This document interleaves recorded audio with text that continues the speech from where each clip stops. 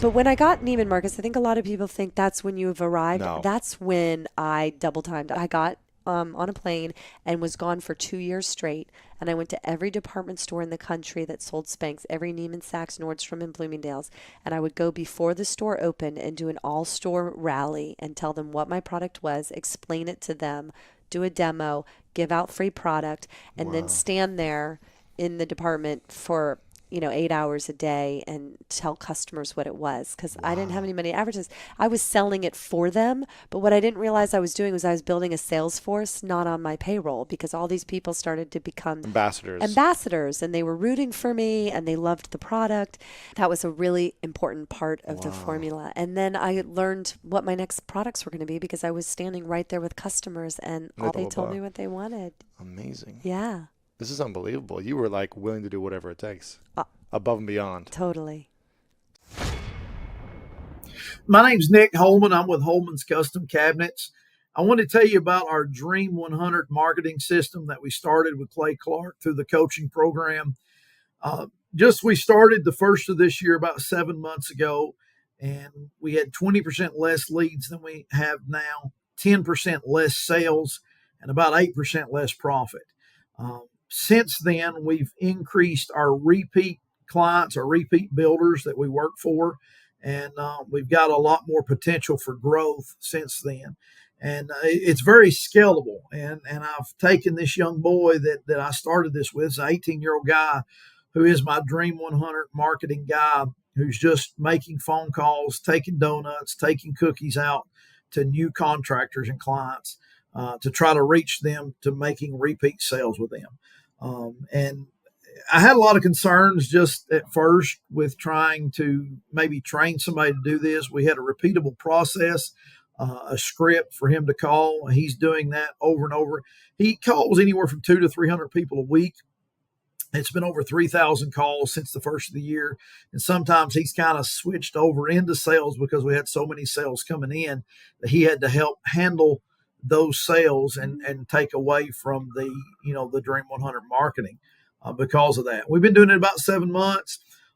It took about 2 to 3 months for us to break even, to hit the break even point. And from the 3 to 6 month mark, 3 to 7 months now, we've got a 300% return on my investment. Now, I'm paying this young man, this 18-year-old boy, a salary and then a 5% commission on these jobs. And he's just literally been killing it. And we've increased our profit by 8%, increased our sales by 10%. And these are repeatable. Most of them are repeatable clients, new contractors that I'm doing repeat business on. Some of them I've sold 4 to 5 jobs to since January when we started this. And it's been a 335.6% return for this campaign.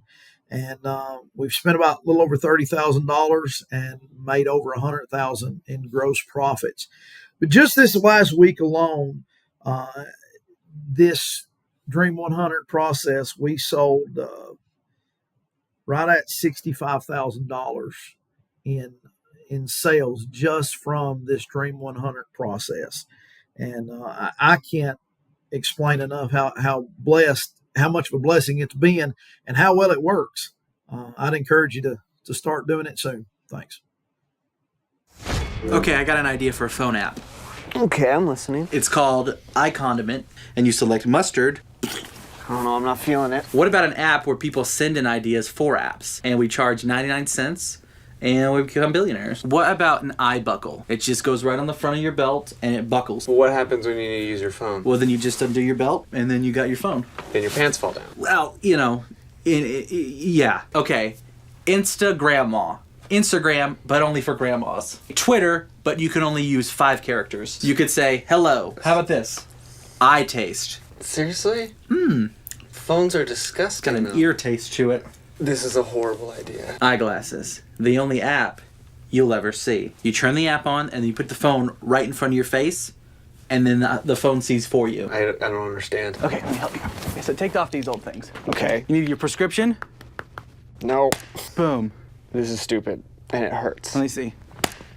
Yeah. Hey, you look good in these. Gentlemen, let me introduce you to the grill gun.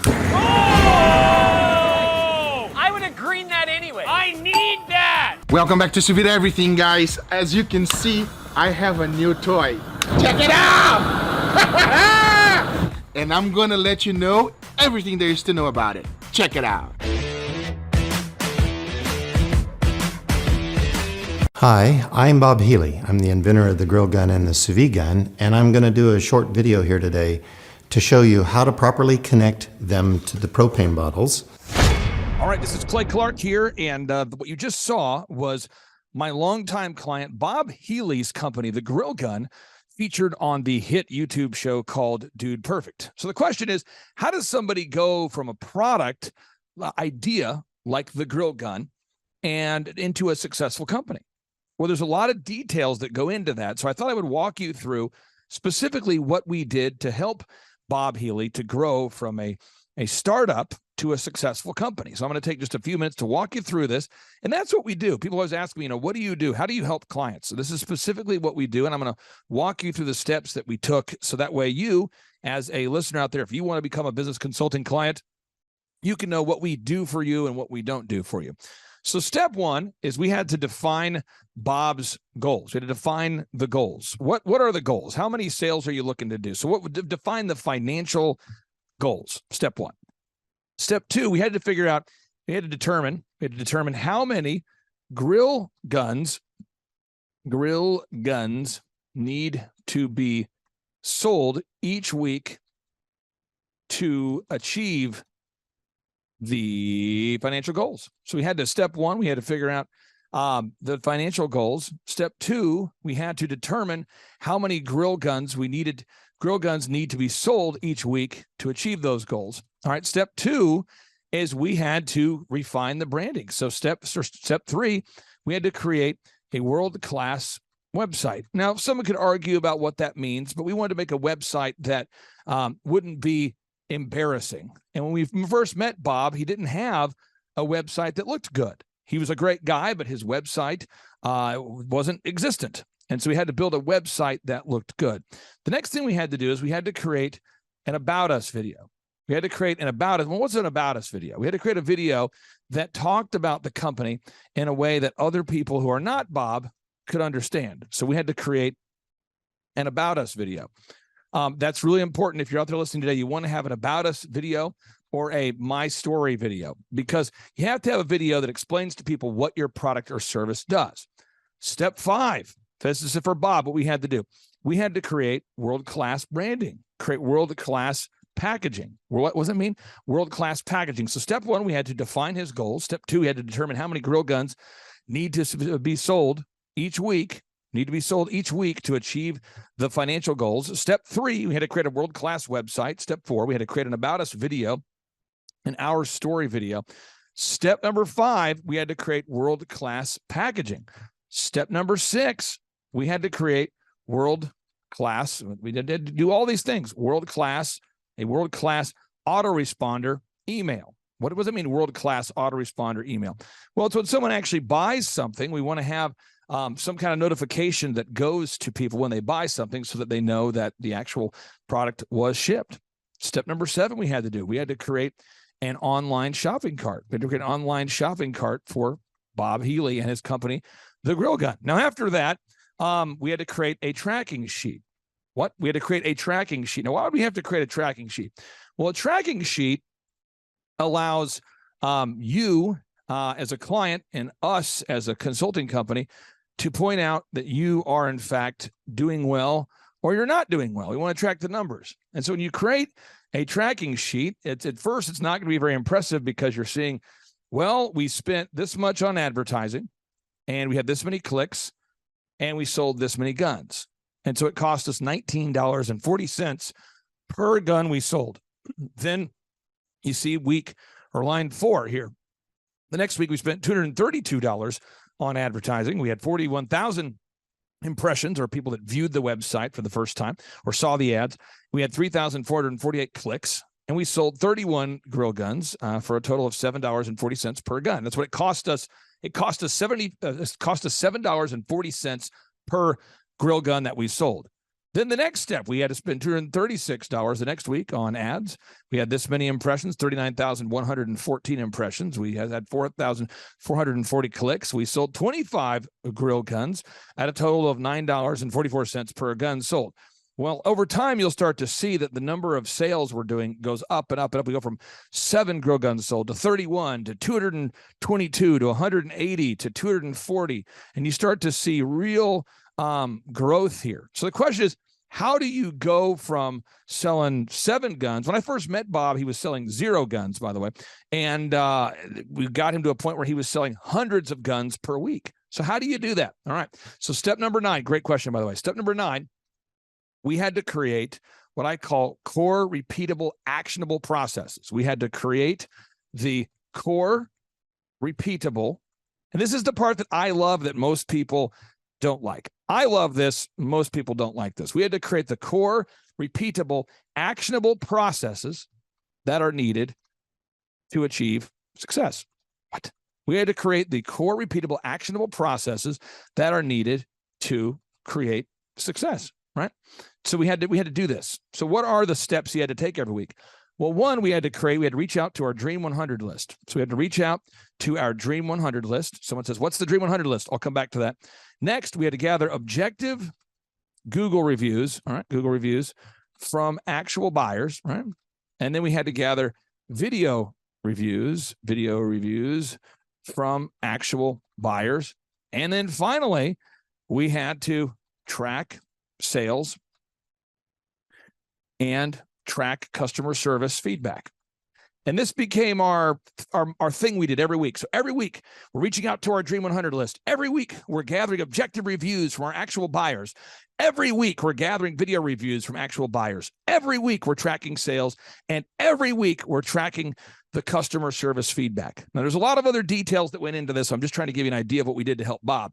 So what we did is we started reaching out via the Dream 100. So we made a list of all the top influencers in the world that we thought would be likely to enjoy his product. So we reached out and we called these people, we emailed these people, we reached out primarily via email and calling, because some of these personalities, some of these big YouTube channels, they'll have a way to get in touch with them. Sometimes it's harder to find those people, but we reached out to them consistently. And this was one of the first people to respond to the email we sent him. And we said, Mr. T. Roy Cooks, we love your show. And we wanted to give you a free grill gun. We wanted to give you a free grill gun so that way you could experience what the grill gun is like. The grill gun is a way to cook your food. It's a way to sear steaks. It's a way to quickly light a charcoal grill. And we wanted to send you a free one to see what your thoughts would be. So watch what happened here. Here we go, folks. And appreciate you joining us. Today, I'm going to show you a brand new device to help you out on your grill. And this particular commercial or feature took the grill gun from good sales to really good sales. Now, did this person reach out to us? No. Was Bob doing any sales before we met him? No. Did Bob have a great product idea before he met us? Yes. But to go from the idea to a profitable business requires the execution and the implementation of proven processes and systems. And that's what I do. That's what we do. That's what I do. So how do you go from an idea to a super successful implementation of the idea? This is how we do it. So we reach out to him. Our grill gun right here. Here we go. It's mobile. It operates off a 1-pound tank, or it comes with a hose you can attach to your 20-pound tank if you desire. I like this mobile setup best. Just a little 1-pound tank. Turn the valve on top here. Pull the trigger. You got fire. All right. You can adjust the flame here. I ain't turning it up all the way. Or if you need an immediate kick on the handle right here, it's another valve. How about that? So he features, so mobile, feels balanced. He featured the product. If you need to, pull the handle. Talked about it to his audience. There we go. And guess what? Sales increased. So what did we do next? Guess what we did? We continually, without emotion, without getting all worked up, no one's crying, we continued to reach out to other restaurants, other influencers, other media influencers, other people with massive YouTube channels, other grilling experts, other people with big channels. We reached out to this guy, Sous Vide Everything. Watch this. Now, again, before we met Bob, he had a great product. It was called the Grill Blazer, the grill gun. It was patented, it was ready to go. No sales. I remember Bob coming in with showing us the demo of the product, and there was no sales. It's a great product, but no sales. So how do we help somebody grow? This is specifically what we do. Welcome back to Sous Vide Everything, guys. As you can see, I have a new toy. Check it out! And I'm going to let you know. And we just keep doing this over and over and over. So what did we do? One, we defined the financial goals, right? Step 2, we determined how many grill guns needed to be sold each week to achieve the financial goals. Step 3, we had to create a world-class website, which we do for our clients. Step 4, we had to create an about us video, our story video. 5, we had to create world-class packaging. 6, we had to create a world-class autoresponder email. 7, we had to create an online shopping cart. 8, we had to create a tracking sheet. 9, we had to create the core repeatable actionable processes that are needed to create success. So 1, we had to commit that every week we're going to reach out to that Dream 100 list. And that's what we did. And we helped Bob to go from a startup to a very successful company. Step 2, we had to gather objective Google reviews from the actual buyers. Step 3, we had to gather video reviews from the actual buyers. Step 4, we had to track the sales. Step 5, we had to track the customer service feedback. Now, step 6, okay, we had to launch and we had to track the online advertisement. We had to track the online advertisement. And again, most people who have a big product idea or have a business or a skill set, maybe you're good at building cabinets or building houses or maintaining vehicles. If you don't know how to do these skill sets, it becomes a digital divide that keeps you from achieving your ultimate success. So everything you see here on grillblazer.com, that's what we helped Bob to do. So although it is exciting and people want to celebrate the success of Bob's Grill Blazer being featured on Dude Perfect, I don't know that a lot of people know the behind the scenes, all the work that went into getting Bob's product from an idea into super success. And I can just say, working with Bob over time, you started seeing we were doing $26,000 of sales, $40,000 of sales, $42,000 of sales. And as you're growing and growing and growing, then we had to install, a call recording system. We had to install a call recording system. Why? For quality control, right? And I have a company that I actually like called clarityvoice.com. It's called clarityvoice.com. You can use whoever you want to use, but that's who I like. And we had to record calls to make sure that the customer service team was doing a good job, right? We had to do that. We had to install the call recording system for quality control. And then we have to listen to the customer feedback and continue to improve that experience. Then we created a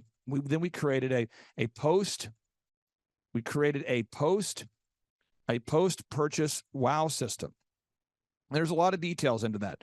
But the idea was, if you bought a product, are you going to be wowed after you bought it? I mean, imagine you bought a product online and you received a call from the customer service team to make sure that you were happy.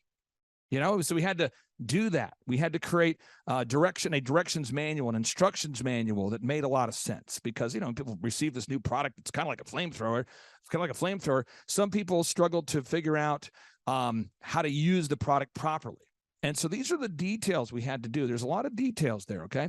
Then we had to create a Google map for the business. Okay. Now, why do we have to create a Google map for the business?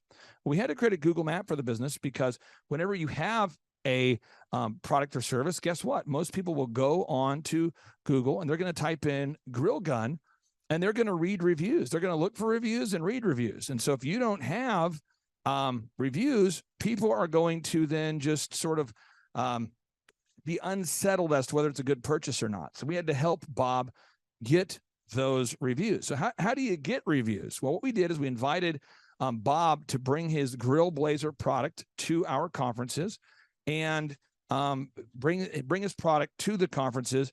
And then we let people, our conference attendees, try out the Grill Blazer to see if they liked it so they could give him a review. So what did we do? We invited Bob to bring his product to our in-person workshops so that our attendees could review the actual product themselves and give Bob product feedback. So here's Tim, a former consultant with us here. Tim Redmond, and I'm Tulsa, Oklahoma. I love the grill gun. This thing is so easy and it's so powerful.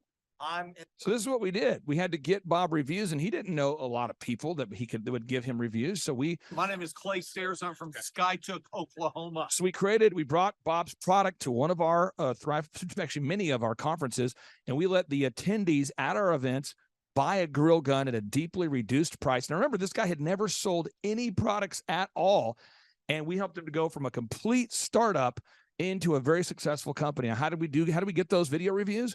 We brought him to one of our in-person workshops. We encouraged him to sell his products at a deep discount and then to let people give him feedback. So here's Clay Stairs giving him feedback.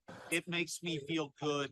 Well, I just lit up a chimenea in about a minute using the grill gun. I have just recently bought not a grill gun, but a little starter from the store. It's the only one I could find. The guy said at the True Value, I guess I can probably say that. He said, yeah, it's the best one we got. And it's dinky and it doesn't work.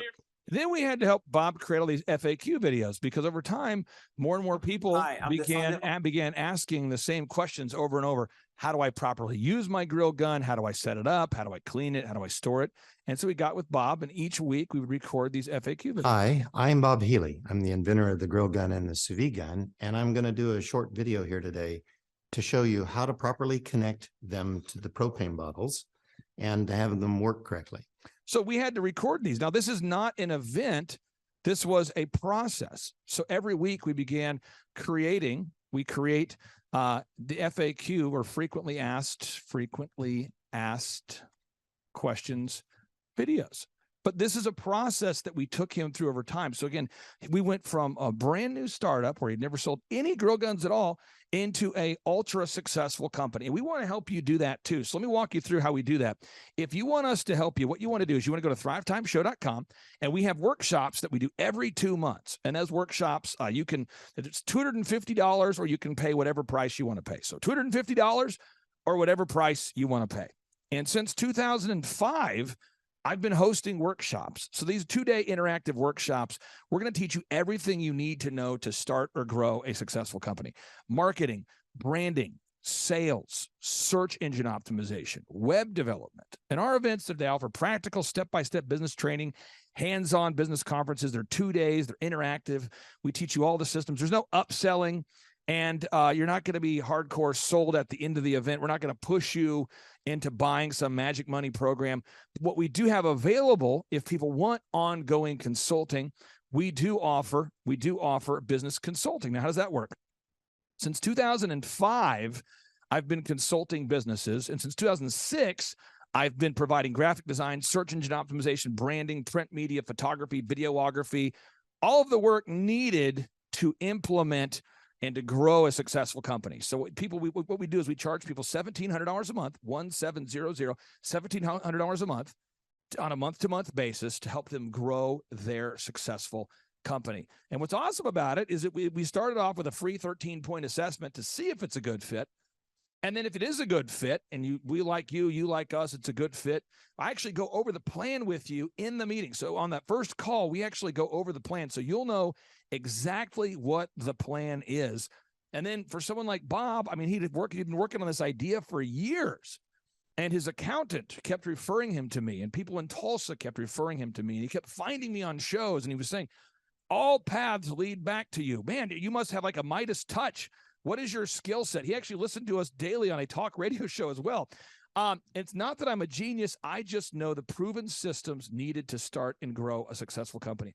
I've been self-employed since I was 16 years old. I know how to start and grow a successful company.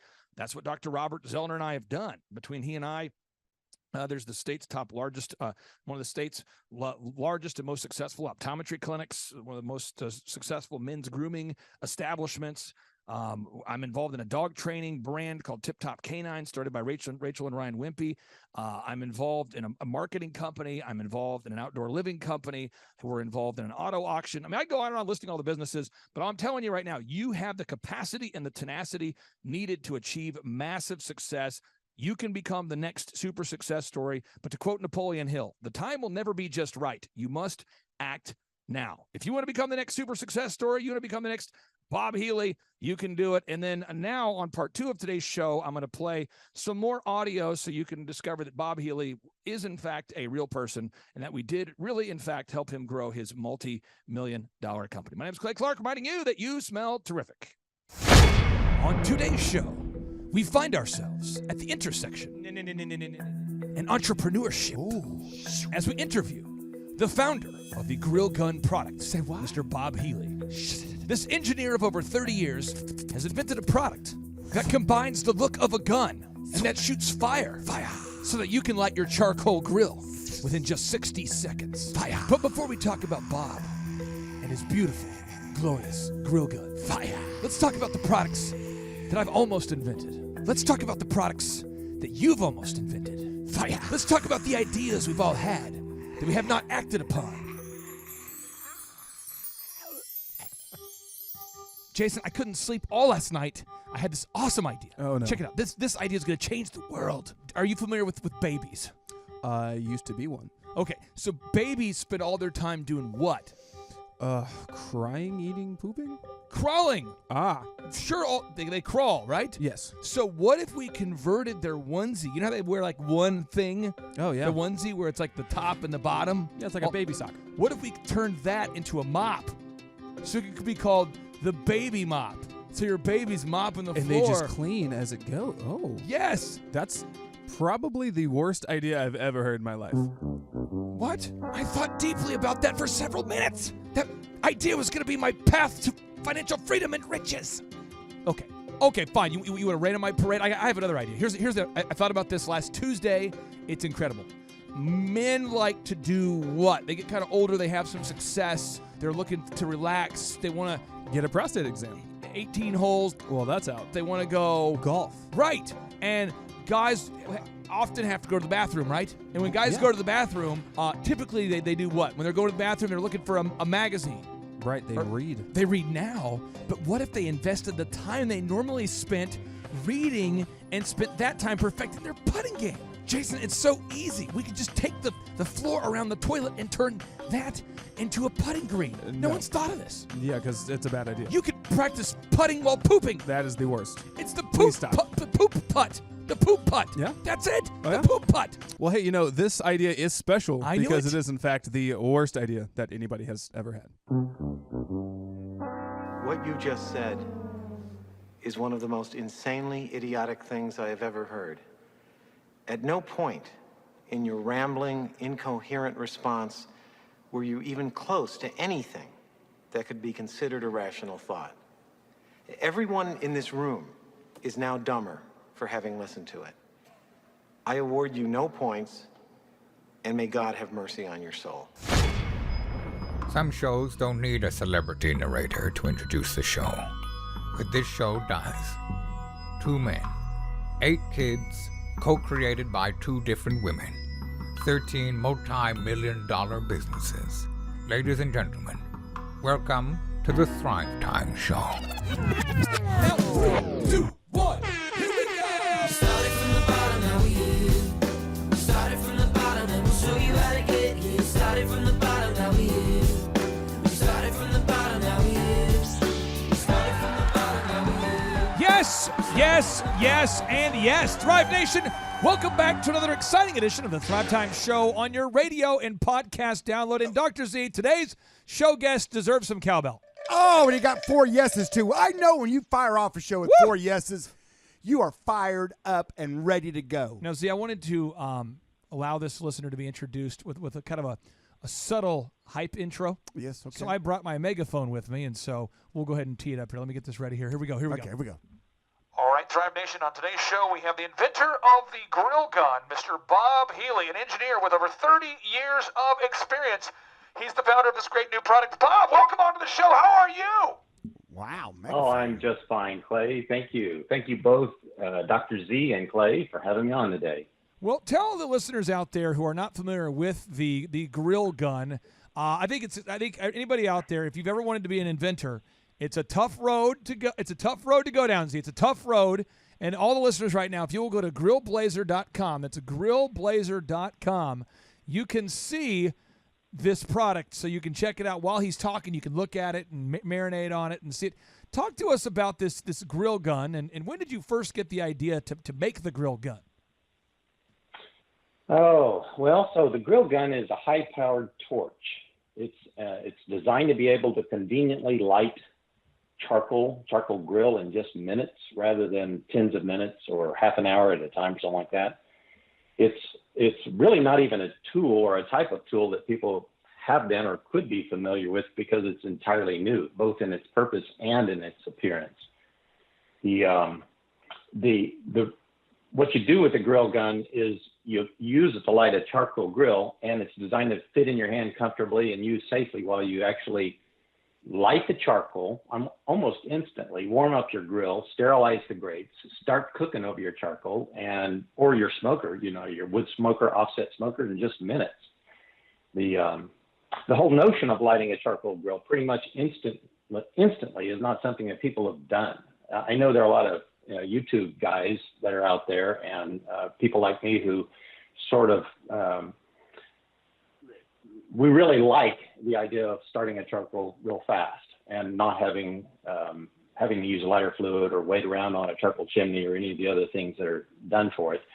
And when you light a charcoal with a 400,000 BTU torch, you're basically setting that charcoal on fire and you're cooking off all the debris that's on the grills, and at the same time you're bringing the whole grill up to temperature. So you basically are doing it in just when I go grilling, I'm cooking in 2 or 3 minutes after I start the process. And Bob, it's a year-round activity. And Bob, you're feeling like a man. Yeah. You feel like a man. You're like Rambo of the grill. I mean, come on now. You just feel like a man. It's a man gun. Well, it's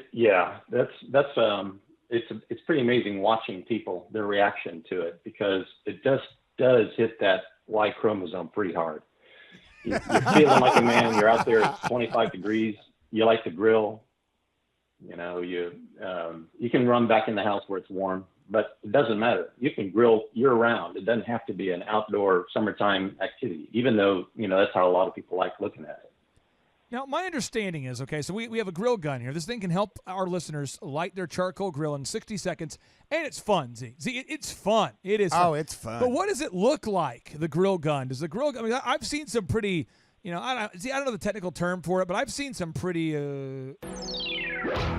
weak versions of what Bob is creating. I've seen people who've tried to create a grill torch. Yeah, but it's kind of like it's just try again. And it has the class. Some of these products have the class and quality of like the Chinese finger locks, the paper locks.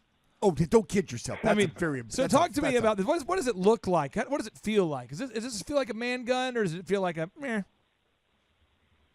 I think one person who interviewed or actually reviewed it said he felt like he had seen Prometheus for the first time. And it was so intense a feeling of looking at a torch that looks like a pistol, like a 45 or a Glock or something like that, a semi-automatic slide action pistol that has a long bell on it. It's about 22 inches long in order to get the barrel away from you so that you can use it without burning yourself. But it looks like a gun. It feels like a gun. It shoots fire. You hold on to it. It fits nicely in your hand. It's well balanced. And you use it to really just basically flood the grill with the heat that you need in order to bring it up to the temperature you want to cook in just, under a minute. Now, Z, I want to get into the businessy kind of things because this is a business show. It technically is a business show. So it's business school without the BS. Come on now. So, Bob, you made the product. Z, that's step one. You got to have your product. That helps. So step one, you have the product. It's a product idea, step one. Step two, nobody, Z, I'm talking about almost nobody ever goes to step two, and that is make a prototype. Oh, check. Prototype. He's got he has the prototype. He got the idea. Yep. He's got the prototype. Yes. Step three, we got to try to sell something. You got to sell it, baby. Sell something. Sell for more something, than you make sell it. Something. That's the key. So I want to ask you this. Talk to us about if someone wants to buy this thing, can they buy it?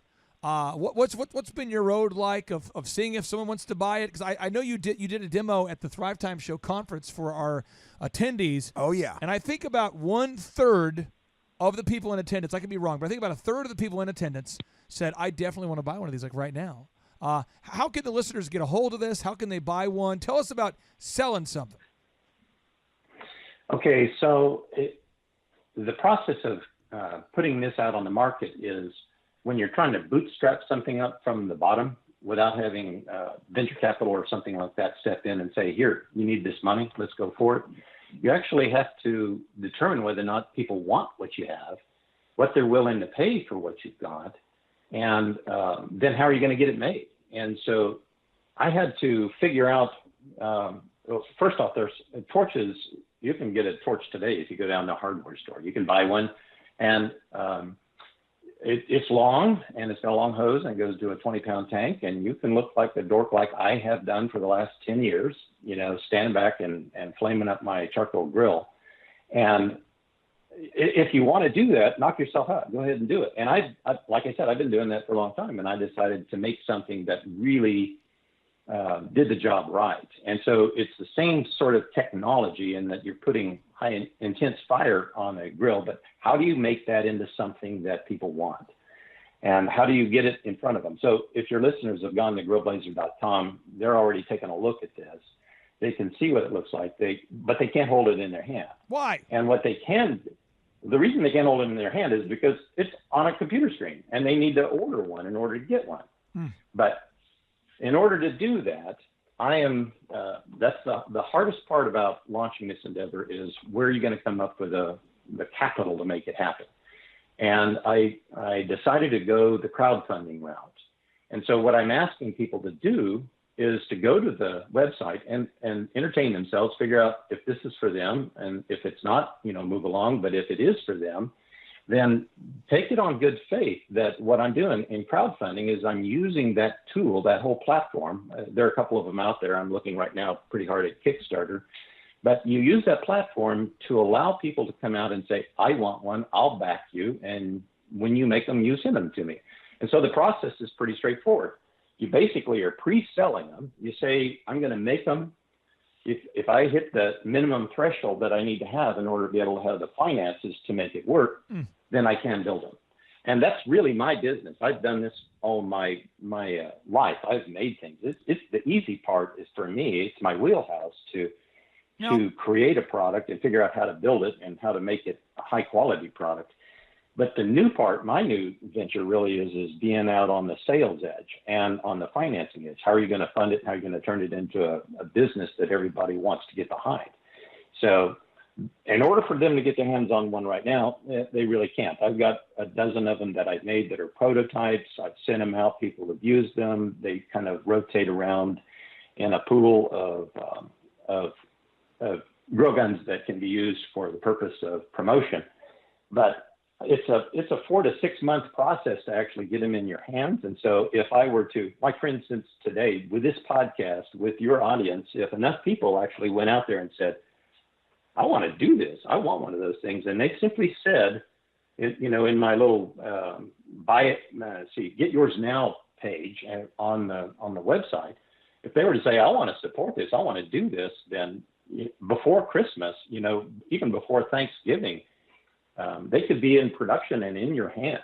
And that's the beauty of crowdfunding, and the direction that I'm taking it here is that I can launch it, I can have it in people's hands, and we can be going down the road. Bob, for the listeners out there who maybe are pondering, they're going, is this guy delusional? Is this guy crazy? You are a man with an engineering background. How many years have you been an engineer? Let's see. I'm going to give away my age here, but it's been almost 40 years. So how many of these people do you need out there right now to say, I want to buy one before we can get this thing in the hands of America? Well, the way crowdfunding works is you actually set your deadline, your minimum that you absolutely have to have. And I absolutely have to have 1,400 people. That's 1,400 say, I want to have one. And I'm a tenth of the way there after having just a few weeks of just doing advertising on Google and Facebook. And so the whole Kickstarter community is bigger than that. And so it seems like a real doable number.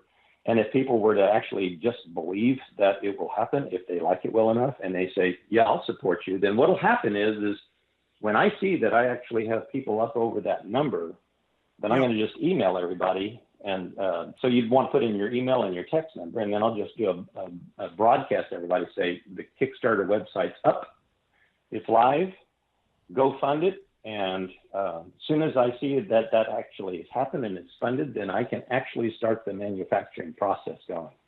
Bob, what made you come up with the grill gun? What were you thinking? Did you fall and hit your head on the toilet seat? Did you have a bad accident as a kid from a burn? This I mean, there's ice something. Cream, this yogurt is curdled. That's crust. I feel sick. I mean, oh, look what I just drew with my vomit. It's the grill blazer. How does that happen? Do you have a dream, and this mythical grill gun came to you in the dream and said, "Make me." What happened? All of the above. It was.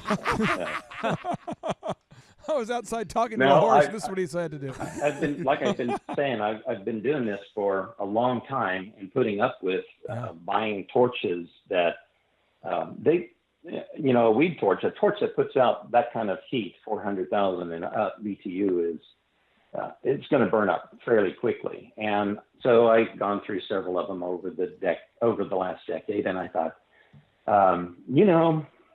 nobody does this, and people come over and they watch me grill. I grill every single week, and or smoke something, and so lots of friends and stuff are used to coming over, and they hear the roar of the jet engine as I light the grill and start cooking things in just a minute or two, and they think it's really funny and really cool, but they don't see themselves with this giant long torch hosing down a grill. And so it was a year ago in December 2018, that I was out there grilling, and I thought, if I'm either going to put up with this nonsense for the rest of my life, or I'm going to do something about it. So I just said, I didn't know what a grill gun was. I hadn't ever seen one before. I thought, well, something is better than this, and what is it going to be? And so I went to some friends and my family. I got sons-in-law and sons that are opinionated, and I like their opinions. And so I basically started asking them questions and then formed a list of what we need to have.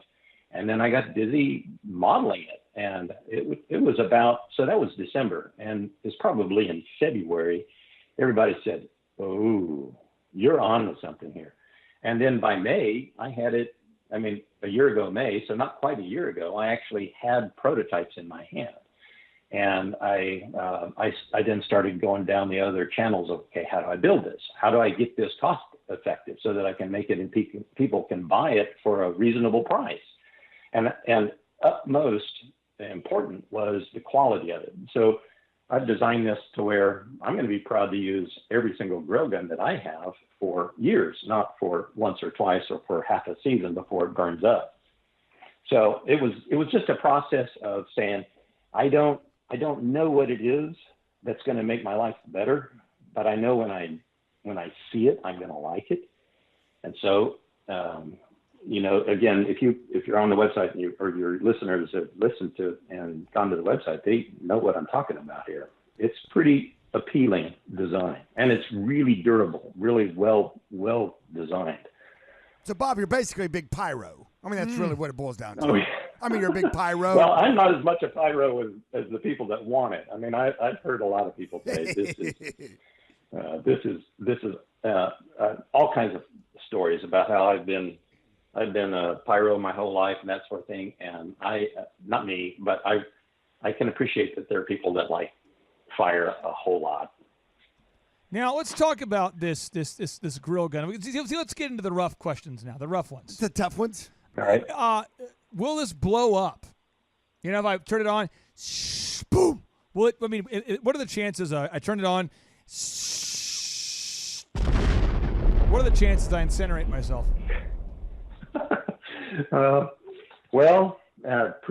Pretty small. You'd have to be deliberate wanting to do that, because what you're working with is propane gas, and propane gas is explosive. So you could do things that I warn you not to do, like you could turn on the grill gun inside the house and just let it run like that for a while, and then say, okay, I think I got enough propane in here, and then light it. I wouldn't advise that. That's not a best practice move. That's not a top 3 thing to do. Not on top. No, So the real problem in trying to design and sell something like this, where you're handling that much heat, I'm dealing with the same sort of thing that every torch manufacturer out there has. You've got to build something that's safe, and then you have to warn people about how to use it. Because the nuts and bolts of it is you have a propane source, a small 1 pound can, or you can tie it into a 20 pound bottle, and you've got to screw that onto the bottom of the grill gun, and now you've pressurized the grill gun, and that affords the opportunity for the gas to come out the bell. And so when the gas comes out the bell, you want to light it when it comes out so that you're not just expelling propane in the air, which is explosive. Because if you burn it while it's coming out the bell, you don't have any danger. And there's nothing about the gun itself or the design of the self where it's going to pocket enough propane to explode on its own. It couldn't do that. But what it could do is you could vent it into an environment that, where the gas is itself explosive. But this is not new. The grill gun itself is some really innovative new technology, but the notion of taking gas out of a gas container, propane gas out of a bottle and lighting it on fire is, tried and true for decades. So I'm not doing anything there that's in any way dangerous that would create a problem for anybody to operate one. What have been, and see, I want to ask Bob, I'm now going to ask Bob the really Are you tough going deep? questions. You're going deep. What has been, as you're building the grill gun, which you can learn more about at the grillblazer.com. It's grillblazer.com. See, that's grillblazer.com. And for all the listeners out there who are going onto the website right now, they're looking at it, what's been the toughest part of trying to take your idea that you are, and I mean this in a nice way, you are passionate in a way about this product that doesn't make sense to most people. Most people like to grill. Oh, yeah. And most people want to light the grill in 60 seconds. But most people aren't willing to invest this kind of money and time into coming up with a solution. Bob, as you've been trying to provide the world's best grilling tool possible, what has been the most challenging part of doing this? Really everything except for designing it and setting up the manufacturing. I mean, it's hard to actually pin that down to one thing, but getting getting in front of people who can help influence, or charcoal influencers, and getting them to pay attention and helping me promote this notion. It's basically you can have the best tool of anything, whatever you want, and if nobody knows about it, you're just sitting there holding them. I could make 5,000 grill guns and put them out in my garage, and then next year I still have 5,000 grill guns out there. So it really is trying to get an audience that wants to buy them. And so it wouldn't make any sense for me to just get excited, 1,400 people excited to buy one and then launch my Kickstarter campaign and then crickets, nobody wants any. So it's the whole aspect of marketing and sales. That's the hard part, because everything else is pretty straightforward. Z, you've told me for years I'm one of the best tools that the world has not heard of yet. I have, and I promise you, Bob, if if you put 5,000 of those in your garage, you're going to end up with 4,999. Because I'm going to come over and see my point of them. So there you have it. Z, what tough questions do you have for Bob about the process? There's so many listeners out there who want to be an inventor. They want to launch a product. He's done step 1. He had the idea. Step 2, though, he made the prototype. Step 3, he's got to try to sell it. As he's in that pre-selling phase, and it's a weird deal because you got to sell enough to get the money needed to produce a lot. Z, what rude question do you have for Bob? What strong advice did you have for Bob? What do you got there? How much money do you need right now? I need $100,000. And if you want to write me a check, Z, I will drive into town. What are you willing to give up for $100,000? I mean, like a kidney? Obviously, I'm willing to give up whatever it would take in the form of a loan, and I would also be willing to give up, negotiate on a piece of the equity in the company for whatever the investor thinks that it's worth. Well, there's so that's always a negotiation point. Yeah, there's hundred thousands, tens of thousands of people that will be listening to this podcast, i.e. radio show, And somewhere, someone's going to get on there and look at grillblazer.com, which I have been looking at now for the entirety of the podcast, looking at it and remembering my experience with the Grill Blazer. It was a cool product. It's cool. And I'm sitting out there thinking, there's probably somebody out there that does this. They've got their money in in a savings account, drawing nothing. Maybe they got a few thousands in the stock market. And they're willing to put 100,000 on 10 different businesses, and hopefully one hits. And they go to themselves. They go to their website. They go, okay. How much? What do I get for 100,000? So how does somebody contact you? What's the best way to contact you? Somebody's listening out there going, you know what? I may want to. Depends on the equity piece you give up. Depends on a lot of things, but still that's negotiable. We don't want to go into that right now on the air. But how does somebody contact you and start that process? Well, the most direct way that'll get to me is Bob at grillblazer.com. And if you don't know anything about the internet and you don't have email and you do have a rotary dial phone, then you could dial 918-960-9690. What's that number again? 918-960-9690. I think I might have said that wrong the first time. No, 918-960-9690.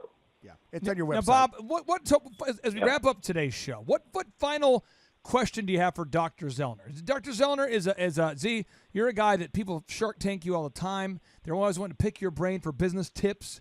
Z, is it okay if he asks you any question? Absolutely. Okay, Bob, what question do you have for Dr. Z as we wrap up today's show? So, do you, Dr. Z, have an impression, just having seen the grill gun and you've seen people's reaction to it, do you think that this is something that is, that is a thing that is going to go? Okay, first of all, I do have an impression. I do Forrest Gump fairly well. That's my boat, Jenny. I was just running. We were like peas and carrots. So I got a couple of impressions that I do. Number one, on sidebar. You probably don't want to hear all of them today, but that was a good one though. Thank you. Can I do this? Thank you, Clay. As you're formulating your answer, I'm just going to cue up a little motivational quote that you once. This is a voicemail. I think it came from you to me. Oh, I did. And this was during that phase of our career in life where you called me Happy. That was my nickname, was Happy. I'm just going to cue it up. Okay, good. And I'll cue that up as you formulate your answer. That way, what your feedback you give, Bob, will not either be super euphorically awesome or soul crushing. We don't want that Simon Cowell moment to happen without a lot of premeditative thoughts. So here we go. I got two thoughts on that. You got to rise above it. You got to harness the good energy, block out the bad. Harness, energy, block, bad. Feel the flow, Happy. Feel it. It's circular. It's like a carousel. You pay the quarter, you get on the horse. It goes up and down and around. Circular, circle, with the music, the flow. All good things. All good things. All right. Two things, Bob, to answer your serious question. That is, yes, I think it's pretty cool. And I do think there's a market for it. I don't know how many times people look at me and say, there's nothing to buy you. What do you buy the man who has everything? A grill gun. Agreed. Number two, I would do my best effort to approach Hasty Bake, to approach Oklahoma Joe's, to approach some barbecue places that, barbecue, i.e., is grilling by almost definition, right, anymore. I would maybe do a co-sponsorship. Maybe it's the... But what if they steal my idea? Well, then that's just what you have them sign an NDA before you approach them, and then you talk to them about co-marketing, co-branding this. But what if they say no? Then you go to the next one. You knock on another door. But who do I call? Ghostbusters. No, I'm sorry. You start off, you make a list, you make your top 100, you make a top 10, top 12, top 50, okay, of people that might be interested in co-managing this with you. Now you're going to have to give up some of the juice. You already said, hey, for 100,000, I'm going to give up some equity position anyway. So maybe you go to somebody who themselves are in the grilling business. How much would you be willing to give up? You see, if you were in Bob's shoes, let's say, and you get a deal with Hasty Bake says, we love it. Let's do it. How much equity would you be prepared to give up on a product that would be stillborn, essentially, without funding? How much would you, Z, advise a young man to say, hey, I'm willing to give up. You should be prepared to give up to this much of your company for that funding.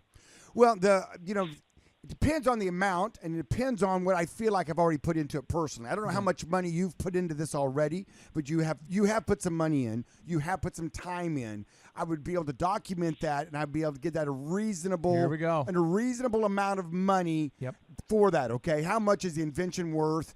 Reasonable. How much time have you put in? Reasonable. And how much physical money have you put into it? These are all reasonable numbers that a businessman would want to see. Shunda. And so then, if 100,000 is a third of that, then I would say they're giving up a third of the equity. I mean, money is money. Cash talks. So you're saying if Bob put in 100,000 of his own money, yep, and Hasty Bake says, "Hey, we're going to put 100,000," and you said you might be willing to give up 49%. Correct.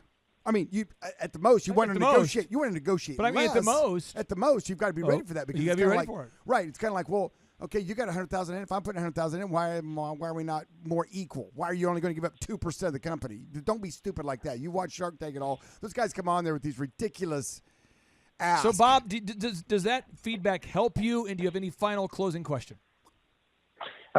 Just drill into that question a little bit deeper. It really wasn't so much how much to give up as you see, Dr. Z, you see a lot of stuff. People try and Shark Tank you all the time. And I'm just curious if I were, not that I'm going to do this, but I just mean on the quality of the kind of product that comes across your desk. Is this the kind of thing that you see that has legs, or is this the kind of thing that you say, next, let's go do something else? I think it has legs. I think it's kind of fun. It's kind of a fun novelty, but yet useful gift. It's a gun. And really, your final price point on it is going to be roughly what? What are you thinking? Just for easy talking purposes, $100, but that includes shipping. So see, I think 150. I think 150. I think a guy would pay 150. This is a completely unnecessary item. Well, that's the fun of it. I think, though, you keep it $99.99. Really? $99.99? Yeah. What if it was like in the shape of an Uzi or an AR? I mean, for an AR themed one? Cool. It looks pretty cool. It looks like James Bond would go and take over. But I mean, if they had like an AR version, I mean, would you spend up to 150? You might have different. You could have a rifle. You could have a rifle. little 22 version, little bitty flame. If you're a cigar lighter, you want to light your cigar. The grill blazer, the grill gun could be, you could have different variations. Down the road, you could have the I'm serious. I'm going to pump up the fire. Or you can have a product that's always fun. You give the gift, and it's the Grill Blazer line of landmines.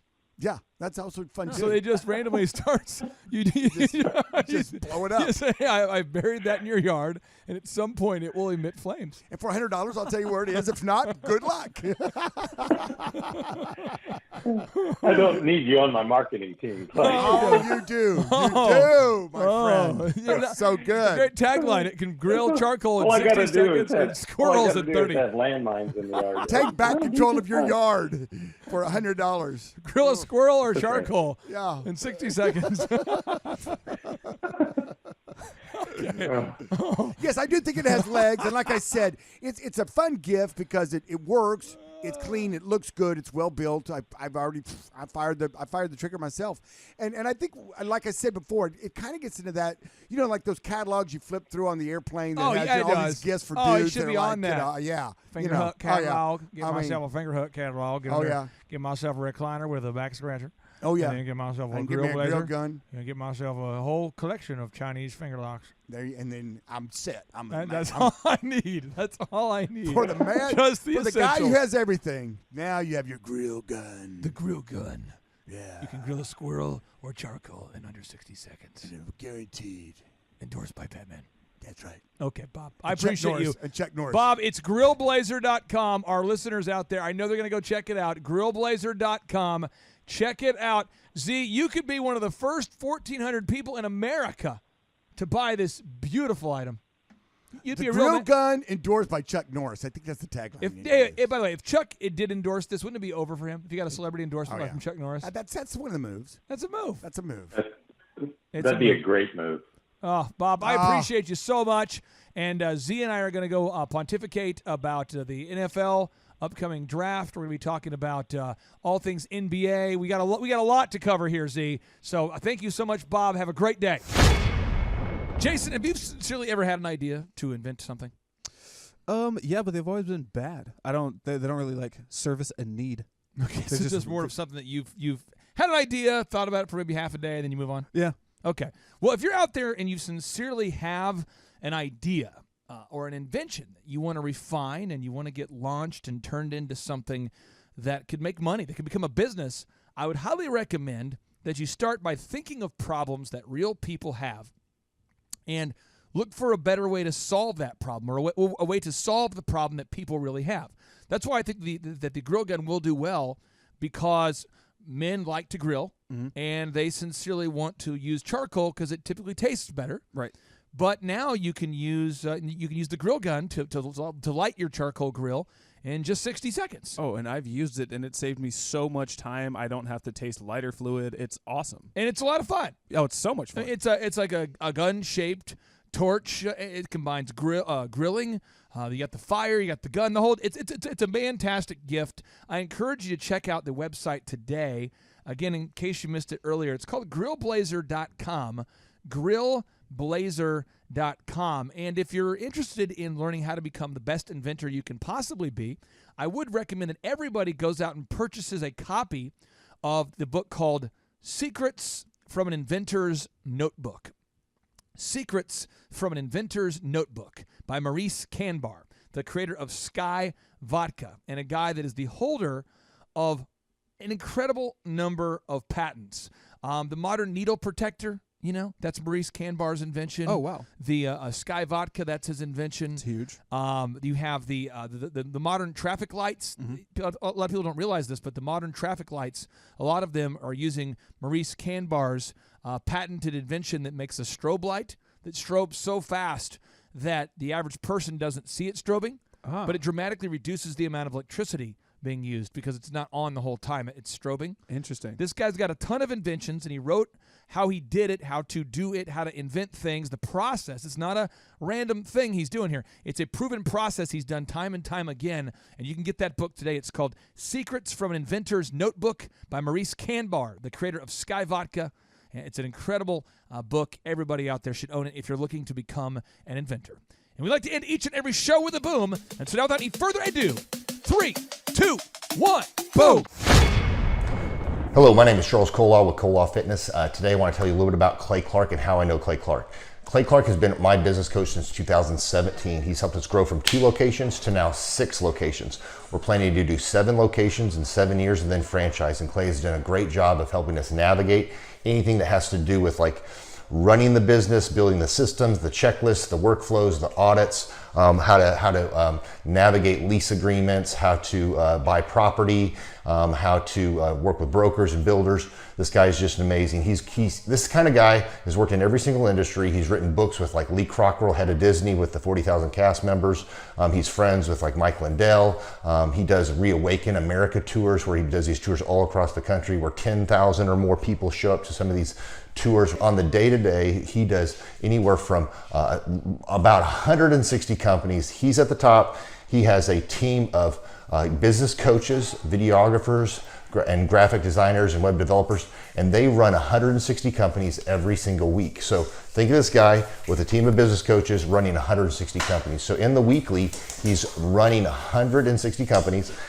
Every 6 to 8 weeks, he's doing Reawaken America tours. Every 6 to 8 weeks, he's also doing business conferences where 200 people show up, and he teaches people a 13-step proven system that he's done and worked with billionaires, helping them grow their companies. So I've seen guys from startups go from startup to being multimillionaires, teaching people how to get time freedom and financial freedom through the system. Critical thinking, document creation, putting it into organizing everything in their head to building into a franchisable, scalable business. One of his businesses has 500 franchises. That's just one of the companies or brands that he works with. So amazing guy. Elon Musk kind of smart guy. He kind of comes off sometimes as socially awkward, but he's so brilliant, and he's taught me so much. When I say that, Clay is he doesn't care what people think when you're talking to him. He cares about where you're going in your life and where he can get you to go. And that's what I like most about him. He's like a good coach. A coach isn't just making you feel good all the time. A coach is actually helping you get to the best you. And Clay has been an amazing business coach. Through the course of that, we became friends. I was really most impressed with him is when I was shadowing him one time. We went into a business deal and listened to it. I got to shadow and listen to it. And when we walked out, I knew that he could make millions on the deal. And they were super excited about working with him. And he told me, he's like, I'm not going to touch it. I'm going to turn it down, because he knew it was going to harm the common good of people in the long run. And the guy's integrity just really wowed me. It brought tears to my eyes to see that this guy, his highest desire was to do what's right. And anyways, just an amazing man. So anyways, impacted me a lot. He's helped navigate anytime I've got nervous or worried about how to run the company, or navigating competition and an economy that's like, I remember we got closed down for 3 months. He helped us navigate on how to stay open, how to get back open, how to just survive through all the COVID shutdowns, lockdowns, because our clubs were all closed for 3 months, and you have $350,000 of bills you've got to pay, and we have no accounts receivable. He helped us navigate that, and of course we were conservative enough that we could afford to take that on for a period of time. But it was, anyways, great man. I'm very impressed with him. So Clay, thank you for everything you're doing, and I encourage you, if you haven't ever worked with Clay, work with Clay. He's going to help magnify you, and there's nobody I have ever met that has the ability to work as hard as he does. He probably sleeps 4, maybe 6 hours a day, and literally the rest of the time he's working, and he can outwork everybody in the room every single day, and he loves it.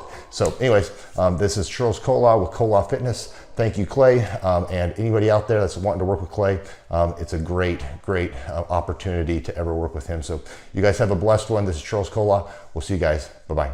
How in the world does a 15-year-old create a line of healthy peanut butter products that can now be found in over 1,000 grocery stores?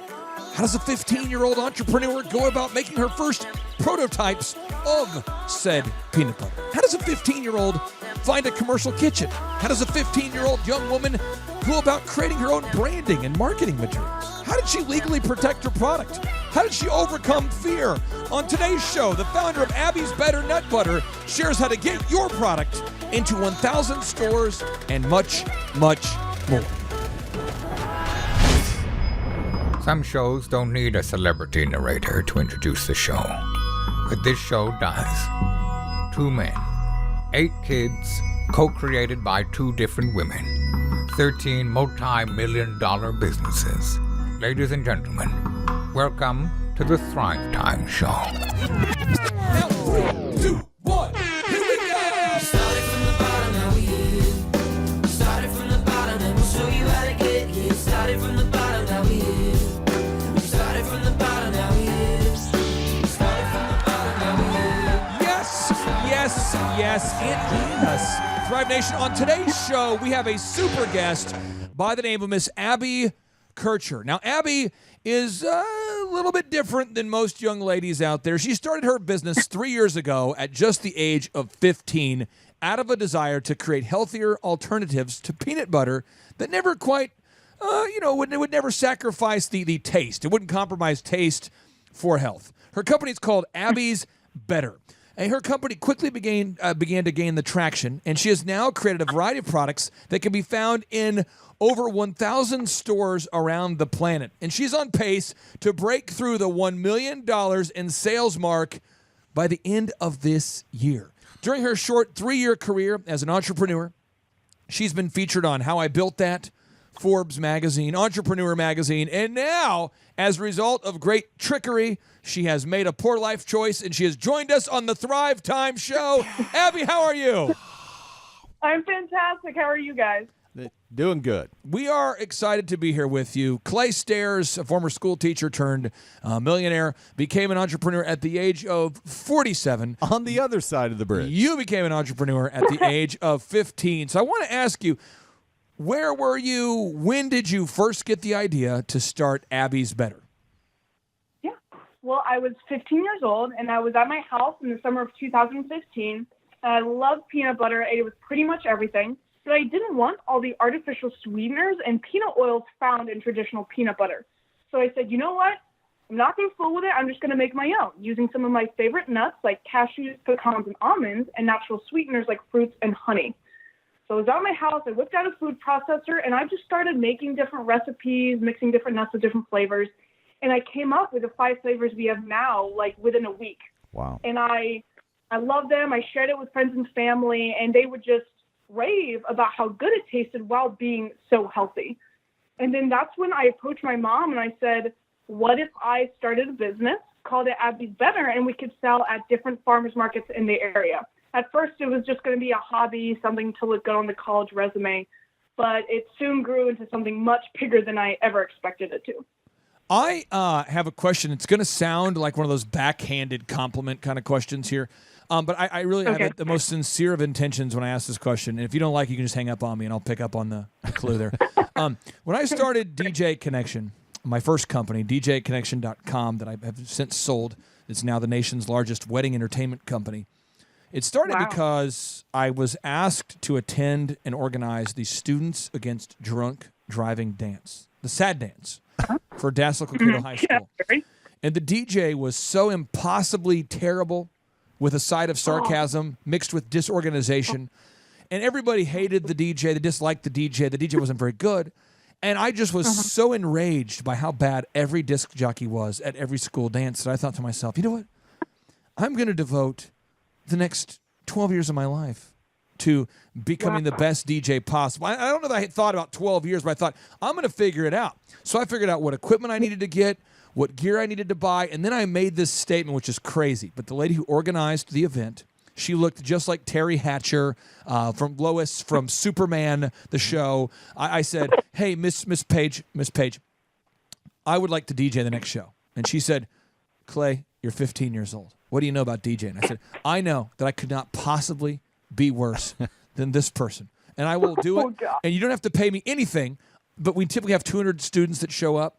I would just like to keep $5 per head after the first 200. And she said, okay, if it's class, are you approved? The student council, do you approve of this? They said, yeah. So then 3 months later of exhaustive DJ boot camping, teaching myself everything, renting equipment from a pothead named Oswald, I promoted this event with flyers I made myself that I made in Microsoft Paint. I got 500 kids to attend the dance. I cleared $1,500 in one night. And people say, why were you so obsessed with DJing? So I'm going to ask you the same question. Why were you so obsessed with peanut butter? Why not just let it go? Why not just say, let it go? Let it go. Why not just say, the peanut butter, it's not that great. We move on. Why did you get so obsessed about peanut butter?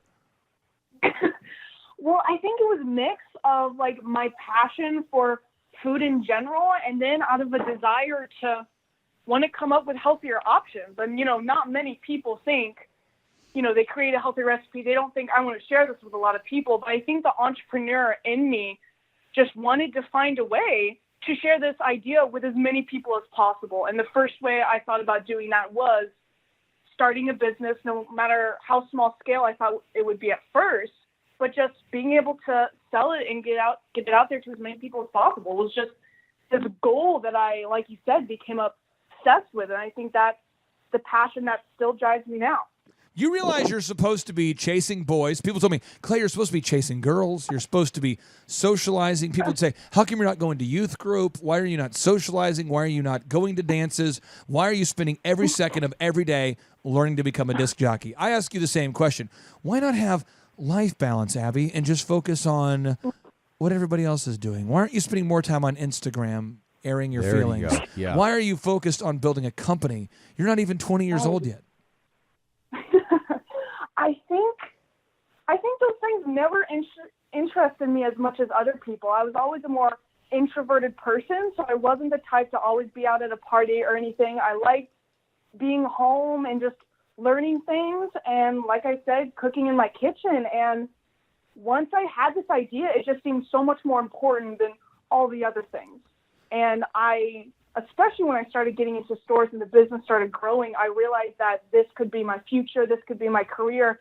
And that idea was just so exciting and something that I never thought could have happened otherwise. So it was really a blessing once it started to grow. How did you go about making prototypes and testing the product? I know you got out a food processors or of some kind. But how did you go about? Because so many people who are in their 40s, and Clay Stairs, if you can vouch for me on this, right? Yes, There's a lot of people we work with. I'm beyond my 40s, yes. But I mean, do we not work with a lot of clients who are in their late 40s, 50s, 30s, whatever? Yes. And they just angst over making a prototype. They can't just seem to do it. Oh, They're just, completely. Yeah, completely. How did you, Abby, go about making prototypes and testing the product?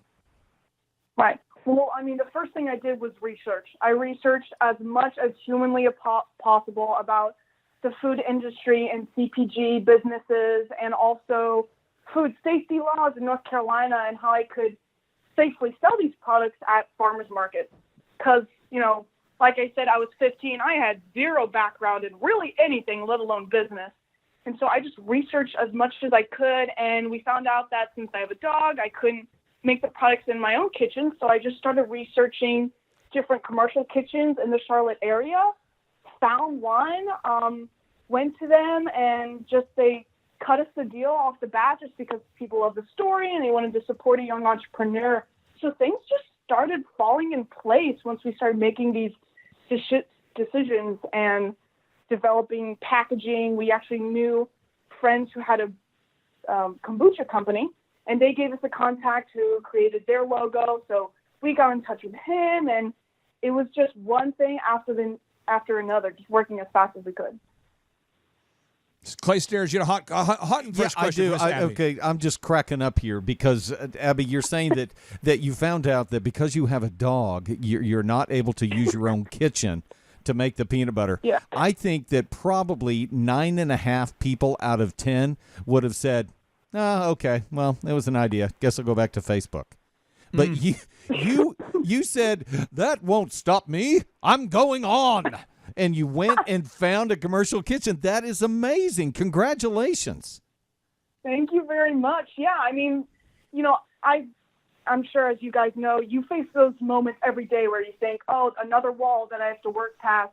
But I think it just made me more I just wanted to push past all these obstacles as much as I could. And yeah, they were discouraging at the moment, but there's few greater feelings than approaching an obstacle like that and getting past it and getting past the next and the next. It's just such a rewarding, fulfilling feeling. Wow. See, that's it, Clay. She has the spark. She's got the cube. I call it the dragon energy. Yes, the dragon energy. I'm writing a new book about this, but that's it. Again, I'm you sure and Kanye. I'm sure you're aware of who Kanye West is, and obviously President Trump.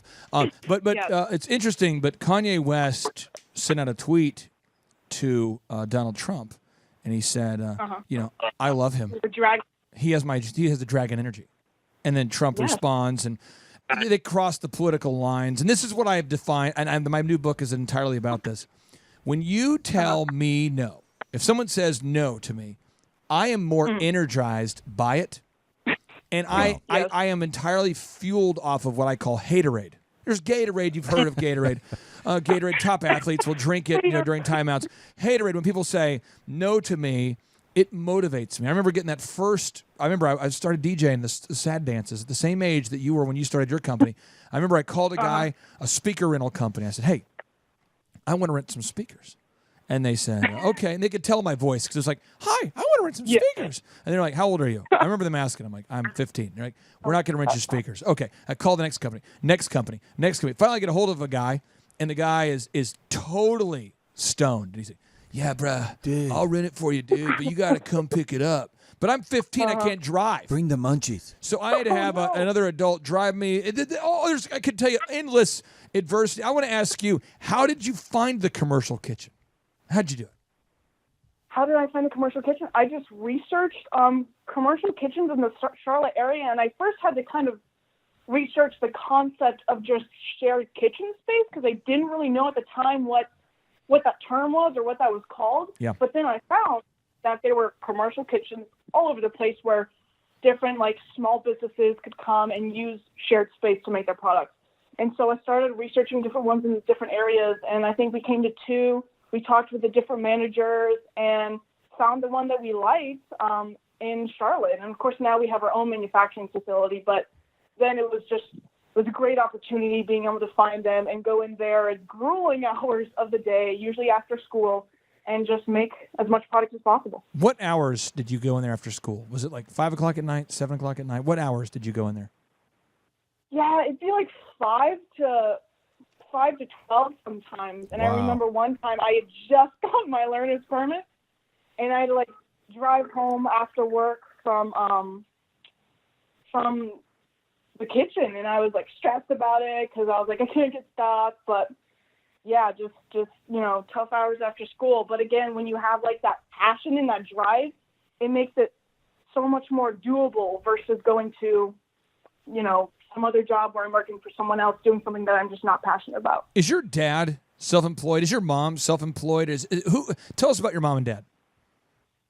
Yeah, love my mom and dad. They're incredibly supportive parents.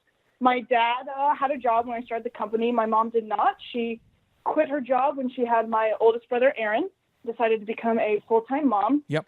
But, she doesn't like to be still. She likes to be constantly doing stuff. And so when I came up with the idea of the business, she was like, I'm all about it. Let's do this full speed ahead.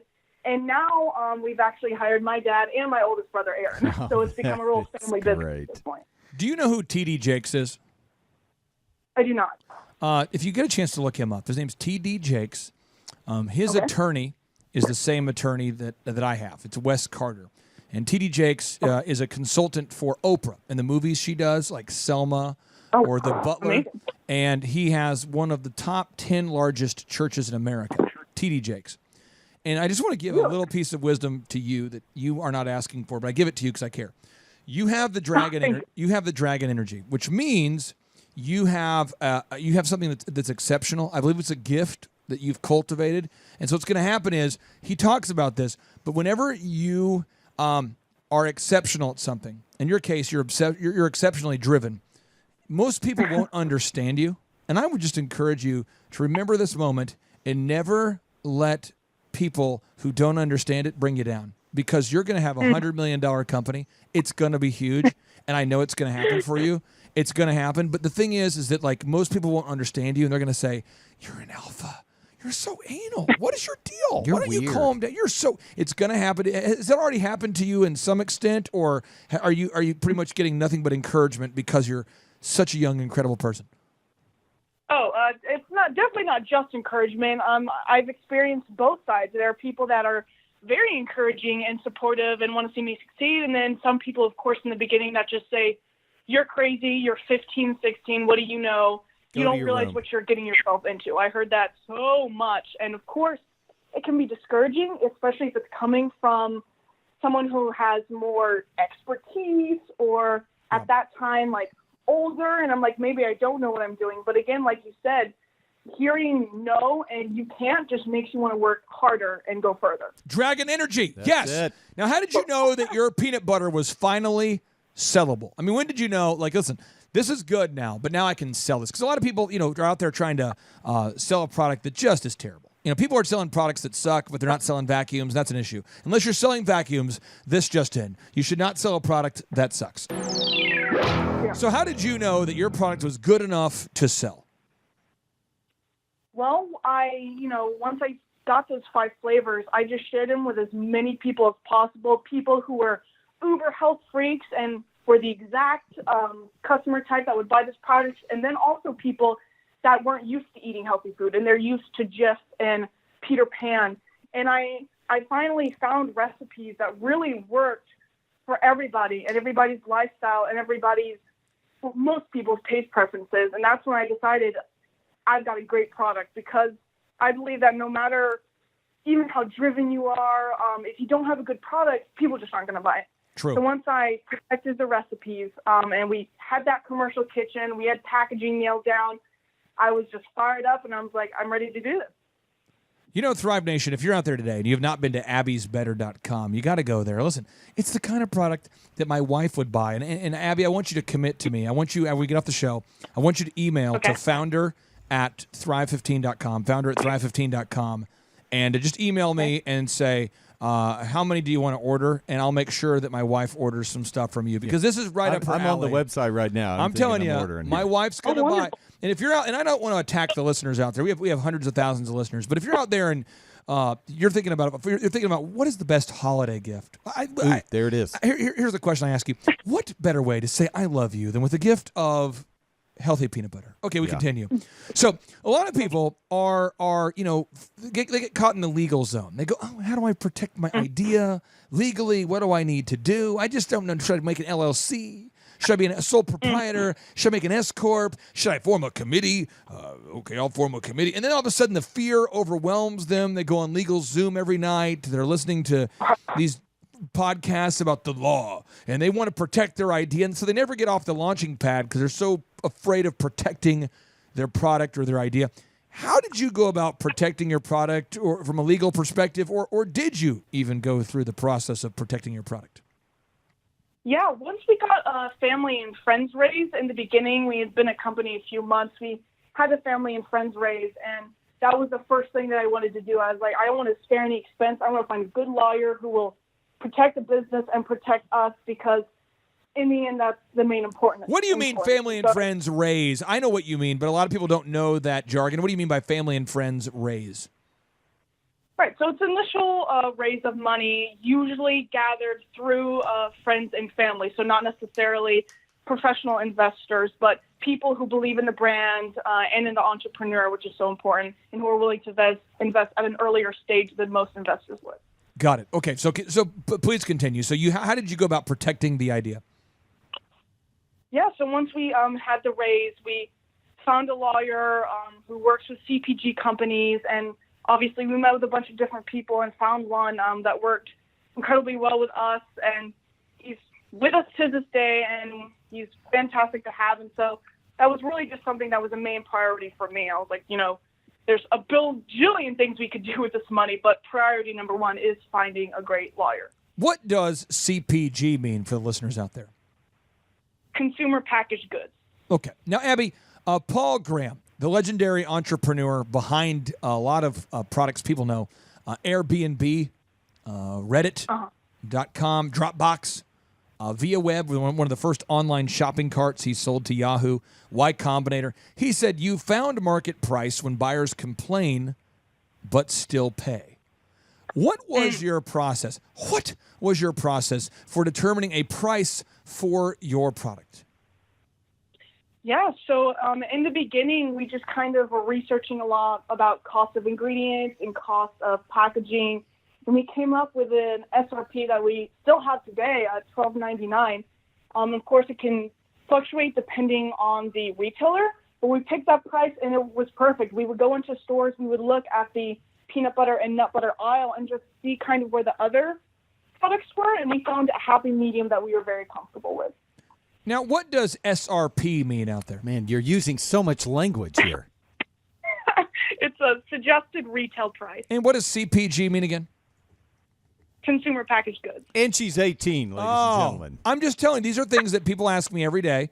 And I know when you start calling store buyers, they're going to, hey, what's your SRP? What's your CPG? And you're like, I'm down with OPP. You know what I mean? Yeah. And my 18-year-old is going, OMG. Yeah, I got some DVDs and MP3s, whatever, whatever. Okay, so now what methods did you first use to market your product? And I know Clay Stairs has some questions for you because a lot of his clients he works with are, again, in their 30s, 40s, 50s. They have a new product or a new idea, and they're struggling to get their products into stores. And you've got your product now into over 1,000 stores.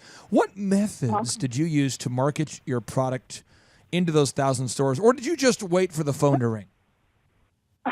Definitely didn't wait for the phone to ring. I don't know if that works for anybody, but it definitely didn't work for us. So we would just hit the ground running. We wanted to start at a local level, so we would go to different local retail stores, go into the store, ask to speak to the grocery manager, bring the product, and I just sit down with them face to face and say, this is my story, this is my product, I'm really passionate about this. And I promised every retailer, I said, we will become one of the top-selling nut butters in this category, we promise. So I'd give them the product, they would try it, and because the butters really are so good, a lot of them were welcoming to bring it into the store, especially because of the story, and a lot of people are attracted to the young entrepreneur. Wait a minute. Okay. Okay, so you showed up at people's businesses that you did not know. How could you have possibly got over the fear of rejection? How did you showed up? How many stores did you show up at, Abby? Probably 20 different just in the Charlotte area. 20 different stores. How many people kicked you out, shut you down? Well, it was probably the first one just welcomed you with open arms and said, "We'll take 15 cases." It wasn't quite that. Usually we go into the store and of course they would act disinterested and they didn't really care. Who's this teenager talking to me? I've got, things to get to. But honestly, I would find their phone number and I would call and I would email and I would just, basically just show these grocery managers how passionate I am, because I think a lot get used to just the drudgery of same old big corporate food companies coming in here. But I was like, I'm passionate about this. The consumer will be passionate about it because I'm passionate about it. And that's how we started getting into local retail stores. And then we started getting into chains because of proving ourselves in those local stores. What kind of chains are you now in? For the listeners out there who want to go buy this product today, they say, I could go to abbysbetter.com and buy it there, but I have carpal tunnel. What store should I go to? I want to physically go to a store. I can't buy it online. What stores are you in right now? Yeah, we're in Wegmans, Food Lion, Earth Fare, Meijer, Jewel Osco, as well as some local chains in the North Carolina, South Carolina area. We're also available on Amazon as well. So you're saying your product is available. What would be like your three biggest stores you're in right now? Three biggest stores would be Meijer, Jewel Osco, and Wegmans. And it's Redmond. How do you spell that? REDMOND? No, Wegmans. WEGMENS.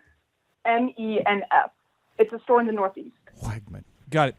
So you are, again, I want to make sure we're getting this, because I'm not arguing with you. It's not polite for me to argue with a guest, Abby, but there's some listener out there going, well, the reason why she got in stores is because she's, a young girl and she has a story. But I would say this, if you were 35 and you had this idea, you would still get into stores because you have the dragon energy. You have the honey badger spirit. You just cold call, you cold email, you dream 100, and you view rejection. This is how you hear rejection, because I hear it the same way. This is not a metaphorical idea. When people tell me no, I hear this. You're on the verge of something awesome. Ask me again. This is literally the drumbeat I hear in my head. I don't understand the word no. Clay Stairs, you have some questions on behalf of your clients that struggle because they haven't yet either found the dragon energy, they haven't developed the dragon energy. Yeah. What tough questions do you have for Miss Hammond? Well, first of all, again, just the fact that again, the kitchen, I couldn't do it in my kitchen, and you just went and found a commercial kitchen. That's awesome. I do have, and Scott, you know who you are out there. I've got one client that we've been trying for the last 3 weeks to just hit print on his schedule every day. And it's not happening. And we had a great meeting today about that. Just hit print every day, But yeah. so many. And I remember even when I started with Clay, because like he said, at 47 years old, I started my company. It took me that long to kind of get a grip on it, get the idea. But 47 years old, and I found when I first started out that it was all of the emotional things that kept me shut down. It was like the fear of doing a cold call. Yeah, I could go talk to that person, but they probably wouldn't. And those emotions would begin to creep in. And I made so many decisions based on emotion. But somehow, Abby, you don't seem to do that. You seem to be able to go beyond the emotion and make the decision out of this passionate desire to achieve a goal. Holy cow! How do you do it? How do you do this? Is it the butter? Is it the butter? That's what it is. Because I just bought, Clay. Yeah. I just bought two tubs of butter. Nice. Right here. That's why I've been typing on it. I just bought 2 tubs of butter. Okay, nice. So tell me, how did you get beyond the emotion? Because come on, you're 15. Now you're 18. Hey, well, now she's 18. But she was 15. At one point, she was 15. Yeah. I mean, first of all, I have definitely made very emotional decisions in the business. Everyone does. And I think that's one of the toughest parts about starting your own business is you have so much passion for it, but your emotions can get caught up and you find yourself just overwhelmed and wanting it to succeed and having the fear of failure. I think part of it was like emotion helped because it gave me the passion to go forward. But I've also always been a very kind of rhetorical black and white thinker. And I just knew, I said, if I don't try, I'll never know if I can succeed. So that thought just kept me pushing. It kept me going back into the stores and back to the grocery manager and basically not taking no for an answer many of the time. That is just fantastic. Thank you for saying that because, again, I know that is a battle that I had to fight through, and so many, not all of my clients, but many of my clients find that same barrier, and they just get stuck. And so thank you for saying that, and I just want to give a shout out, to all my clients. Big shout out right now to everybody I know, and just say, I'll tell you what, you just press on, don't get caught in that emotional whirlpool that keeps you stagnant. Abby, So, just so you know, great work. you're in North Carolina. Is that correct? To Charlotte? I am, Charlotte area. It's a class here. I've got my hair cut there one time before. I interviewed a guy by the name of Terry Powell, who has sold more franchises than anyone else in the world. Terry Boom Boom Powell. I've been there before. I've been there a few times. It's a classy community. Tulsa, what happens is at weddings. Have you been to a lot of weddings, Abby? I've been to a few. I'm not quite at the age where all my friends are getting married, but I've definitely been to some. Well, at Tulsa, what happens is at a wedding, they'll have a best man's toast. And whenever you give a Caucasian male from Oklahoma the mic at a wedding, 60% of the time, they're going to go, well, I'll tell you what, before I get up here and do a toast, what I'm going to do is I'm going to give a shout out real quick to Billy back there. You know what I'm saying, man? We've been through a lot, baby. And they forget that they're not on a call-in radio show. And they just start doing, I'll tell you what, little Mookie back there, little Mookie, come on. So that's what Clay was doing. He was having flashbacks of redneck toast. We'll work through this. Now, your marketing is weird. Your marketing is weird. Yes. I say it's weird because it's weird to say the word weird that way. It's weird marketing. And your story's even more weird. And people remember the word weird when you say it that way because it's not probably how you should say weird. So your marketing, I look at your website, abbysbetter.com, and are you familiar with who Seth Godin is? I am. Okay. We just had Seth on the show 2 days ago. Yeah, I just listened to it. Seth is a awesome guy, great mentor, just wonderful person to know. Seth Godin, though, talks about how you have to create a purple cow. You have to create a marketing that in a world of brown cows, you have to create a purple cow that stands out, that gets people's attention. And so I'd like to ask you, I'm looking at your website, and there's like a picture of like Chewbacca, but it's like a nut dressed up like Chewbacca. Yes. And then you have like a Michael Jackson nut, and you have like a Beatles sticker, and you have James Bond, and you just have a lot of just weird things that people don't traditionally use to market peanut butter. How has the weird marketing and your story helped you to gain traction? Oh, I mean, I kind of decided to come out with merchandise just a few months ago because, I'm passionate for food, but I also just love pop culture. And I said, how fun would it be if I could incorporate that into my business? So I decided to create a variety of nut characters and use different artists as well as movies. And that's how I came up with that. And people are loving it because it's fun, it's lively, different people can relate depending on when you were born. And so I've really enjoyed that area of the business as well. Now, you are having a lot of success now, but do you remember what the first store was that began to carry your products, the first store that said yes, and kind of what you felt when they said yes? Yeah, the first store was actually a Healthy Home Market, which is a local store here in North Carolina.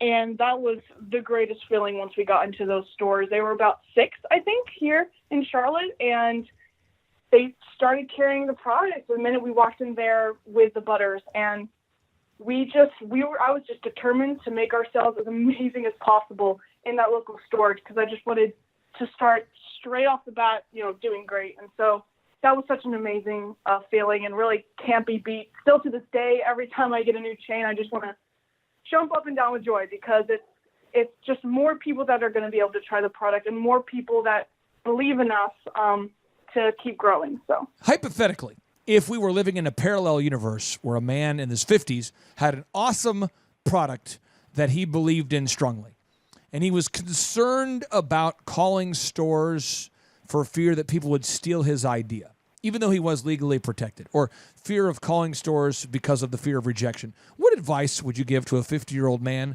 or woman who has a great product and they're just afraid of the rejection, and that's why they don't call store buyers? Yeah, I'd say that if you have a product and you're passionate about it and it's a genuinely good product, the fear of rejection will never feel as bad as realizing that you did not do anything with that passion and that you didn't take the chance to see if it even got anywhere. Yes, there are instances where people create products and they think it's going to be great and it just doesn't, but at least they know that they did everything they could to try. So I would say the worst thing you could do is let fear cripple you into not seeing what could happen, because if you're passionate about it, you can convince other people to be passionate about it. Oh, man, that's fantastic. I've got just building on that point right there, Abby. I know that being a business owner myself, at some point, the business gets bigger than you, and you've got to bring on other people that can actually help you take that vision and make it bigger in the community. But it can be so hard to build a team, to find people that actually share your core values and can share your passion. Would you mind talking a little bit about your experiences with finding and building a team at your age, especially, but finding and building a team, and probably would be really helpful if you could share maybe a couple of horror stories about if maybe you ever did hire a terrorist or something like that made it really hard. Right, absolutely. That was, I think, one of the biggest things that was most important for me, especially, is just trying to surround myself with as much business expertise as possible. And like I always like to say, know what you don't know. And I knew I didn't know a lot. So I was just reaching out to different entrepreneurs in the Charlotte area, and there are really so many. It's a fantastic place to be. And just asking to speak with people, get on a phone call, communicate over email. And a lot of these people ended up becoming, partners with Abby's Better. Someone, Robert Maynard, who owns the restaurant chain here in North Carolina, and they've seen tremendous success. So he's been with us since the beginning. And like you said, it's so important to find people who are not only have the expertise that you don't, but share the same passion for your business, passion for your story, and really believe in you. And I think that's what's been amazing, and also why I like working with my family. There are pros and cons, of course, but the pro is that no one's going to work as hard for your company as like your family and people who are really invested in it. Yeah. Wow. Yeah. Now, okay, you are an absolute just wealth of knowledge. So there's so many people out there right now who are just taking notes left and right. It's so exciting that I'm just telling you, I can see it happening right now. People are getting out notepads. They're taking notes all across the nation. And so the accounting part of the business, I find that people with dragon energy, myself included, don't like accounting. Now, I have learned that accounting is one of the most productive activities you can do once you've begun to generate a lot of revenue. So now I've really become a fan of accounting. But at first, by default, people with this dragon energy, this inspirational mindset, this ability to fight through adversity, typically aren't super excited about going into QuickBooks. How do you stay on top of your accounting demands? We actually work with an accounting firm, and the man we work with is a close family friend of ours, and they're based here in Charlotte. And like you said, that was a very daunting task, and I just knew that I couldn't do it as well as someone else. And so that was a decision where I said, okay, this part of the business, I'm going to hire someone else to do, someone that I trust, someone that I know will be smart and that I can work closely with, because I also think one of the hardest things about owning a business is having to give away tasks and having to kind of delegate different daily tasks to people because you kind of want to be over everything and you want to have your hand in everything. Well, now, Abby, I want to ask you this here real quick. Do you have a big shout out you want to give to your accountant there? Is there a certain accountant you want to give a big shout out to here? An accountant be? I don't. You don't want to give his name. If you don't want to give his, I respect it. If you don't want to, here's the deal. If you want me to put a link on the show notes, I'll do it.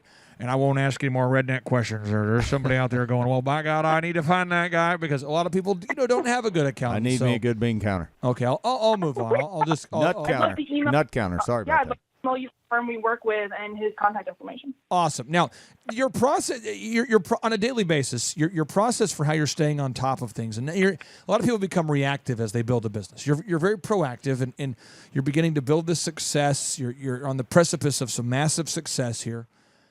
What advice would you give your younger self 3 years ago that would have saved you a lot of time and money? Where you go, gosh, why did I do that? Why did I do that? What was I thinking? Right.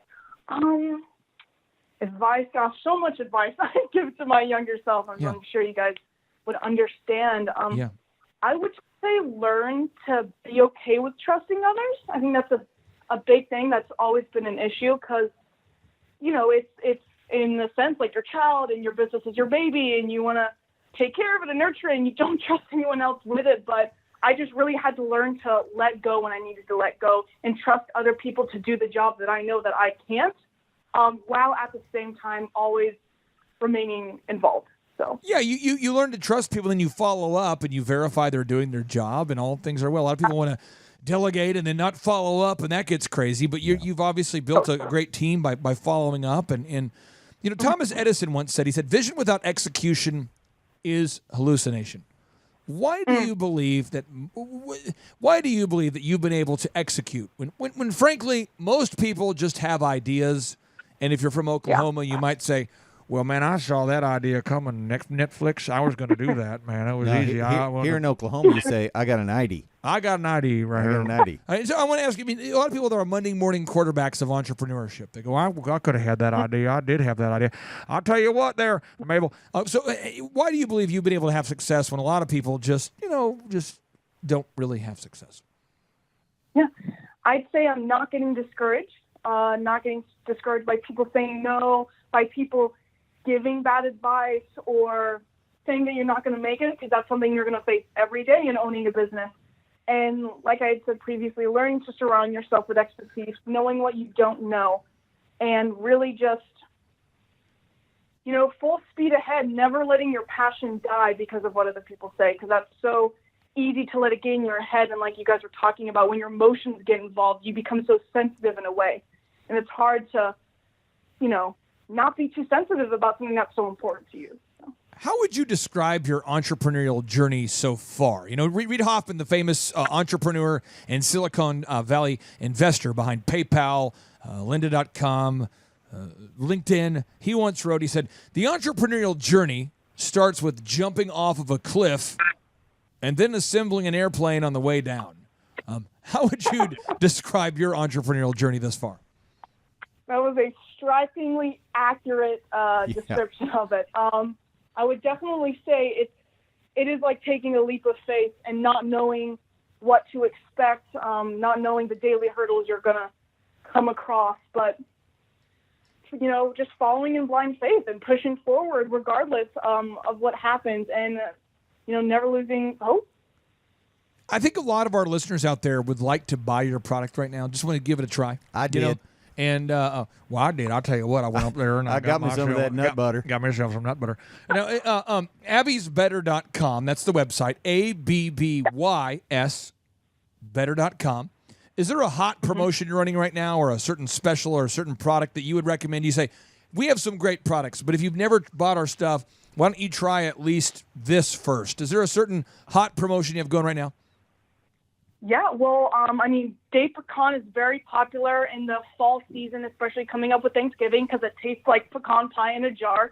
So I highly suggest everyone trying that flavor. And what's it called? Black Friday.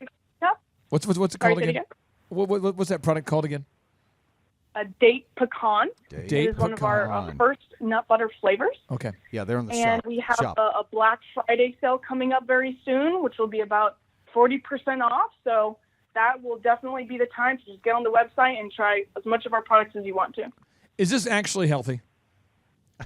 It is very healthy. Our date pecan has 4 ingredients. Dates, well, actually just 3. Dates, pecans, and salt. No oil, no artificial sugars or anything. Okay, I got the strawberry cashew. Did I do okay? Yes, you did. Strawberry cashew is a very popular flavor as well.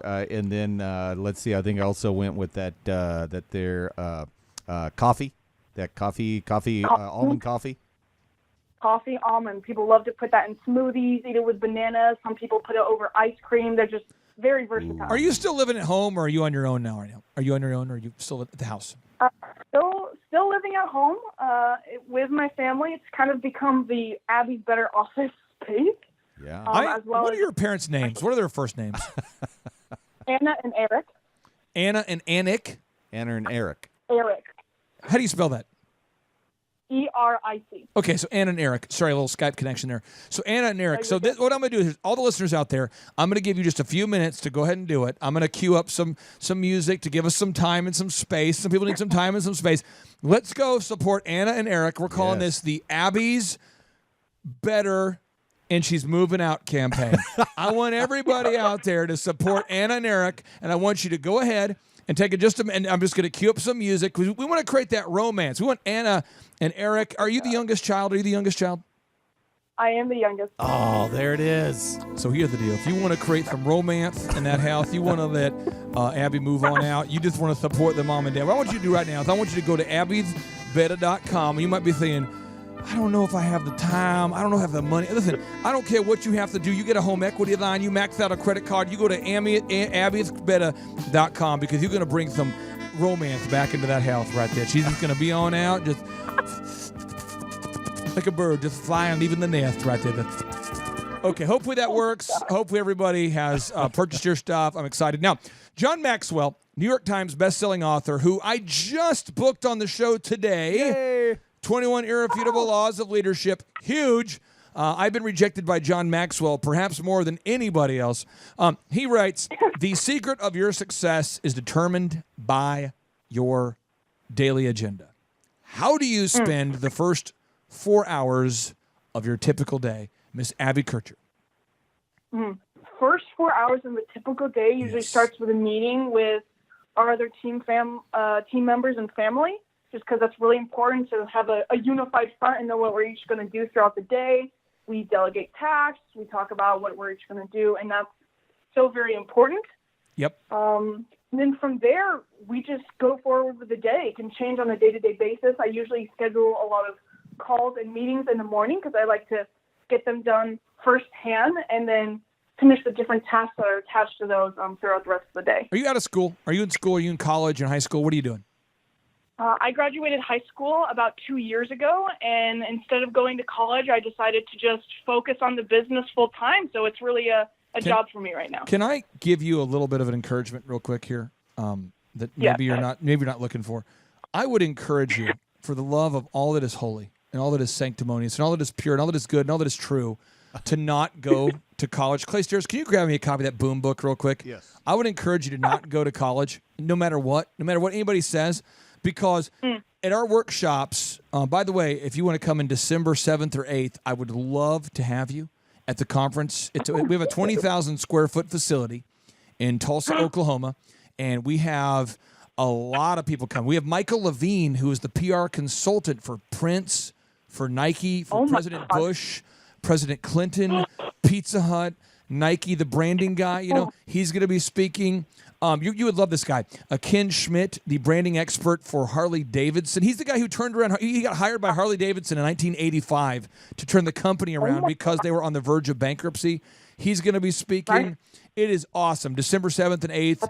If you want to come, I know people would love to hear what you have to say, and I will make sure that everybody buys your stuff, or I will question their character. But I want to make a list of people that have done well who didn't have a degree, and that way maybe you could take some notes and the folks at home could too. Okay, so Abraham Lincoln, no degree. A.P. Giannini, who started the modern banking system, Bank of America, no degree.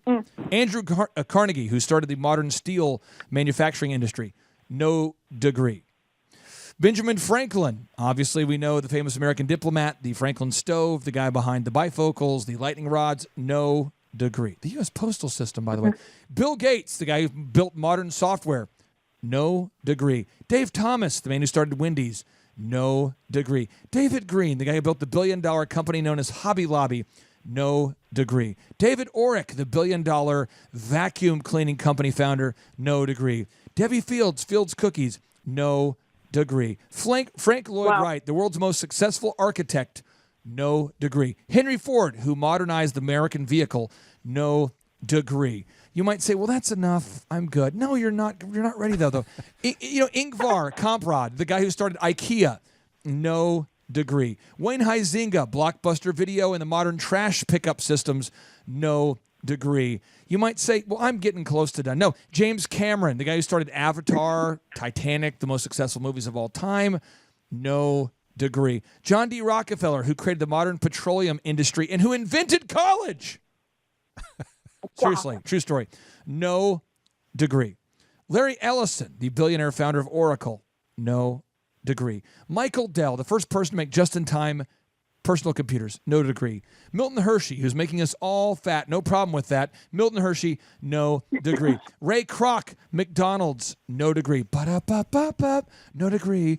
Richard Branson, Virgin Records, Virgin Mobile, Virgin Air, no degree. I feel like there's Rush Limbaugh, the most successful talk show guy of all time, no degree. Russell Simmons, the guy who got hip-hop music and apparel into the mainstream, no degree. Puff Daddy, P. Diddy, Puff, Sean Combs, whatever his name is, no degree. Steve Wozniak, co-founder of Apple, no degree. Steve Jobs, no degree. Simon Cowell, no degree. Thomas Edison, who invented modern electricity, no degree. And he started GE, no degree. The guy who invented the modern light bulb, no degree. Recorded audio, no degree. All Thomas Edison. Wolfgang Puck, never heard of him, no degree. Walt Disney, I don't know who he is, no degree. Vidal Sassoon, I feel like I want to know him, but no degree. Famous Amos, no degree. Clay Clark, no degree. You, no degree. There is no degree of encouragement that I could give to you that exceeds this. Do not waste your time studying and being in classes taught by people who've never had success, because you are blessed with the dragon energy and you just need to do it. And then they're going to ask you to speak at colleges and you'll go, yeah, I remember this, the thing I didn't go to. I'll be happy to teach there. I'm telling you, that's what happens. So again, if you're out there, go to abbysbetter.com, buy her peanut butter. I have one final question for you, and I know Clay Stairs does too. Abby, you're obviously a younger generation, which means you're very familiar with podcasts, very familiar with ebooks, very familiar with tangible books as well. Is there a certain book or a podcast or a certain learning source that you'd recommend for all the listeners out there? Oh, well, I mean, I've been listening to your guys' podcast for so long, and so it is one of my favorites, as well as How I Built That is a great one. I was featured on there, which was an incredible experience. And I really just, every day, I search for just the latest entrepreneurial business podcasts that I can find, and I love going to new ones that I haven't heard of before.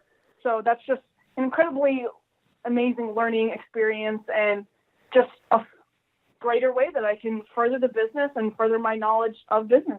Oh, man, I am so excited. I am so excited for your future. Clay Steers, what final question do you have for Miss Abby Kircher? Hey, just to all the entrepreneurs that are out there and wannabe entrepreneurs that are out there right now that are in a place where they feel stuck, in a place where they feel overwhelmed, in a place where they feel like, well, it's good for Abby because she's 18. You know, and they are just frustrated and in a spot where they are confused and don't know how to move forward. What would you have to say as an entrepreneur that has been able to blow through those walls of emotion? What would you have to say to them as we finish up the podcast today?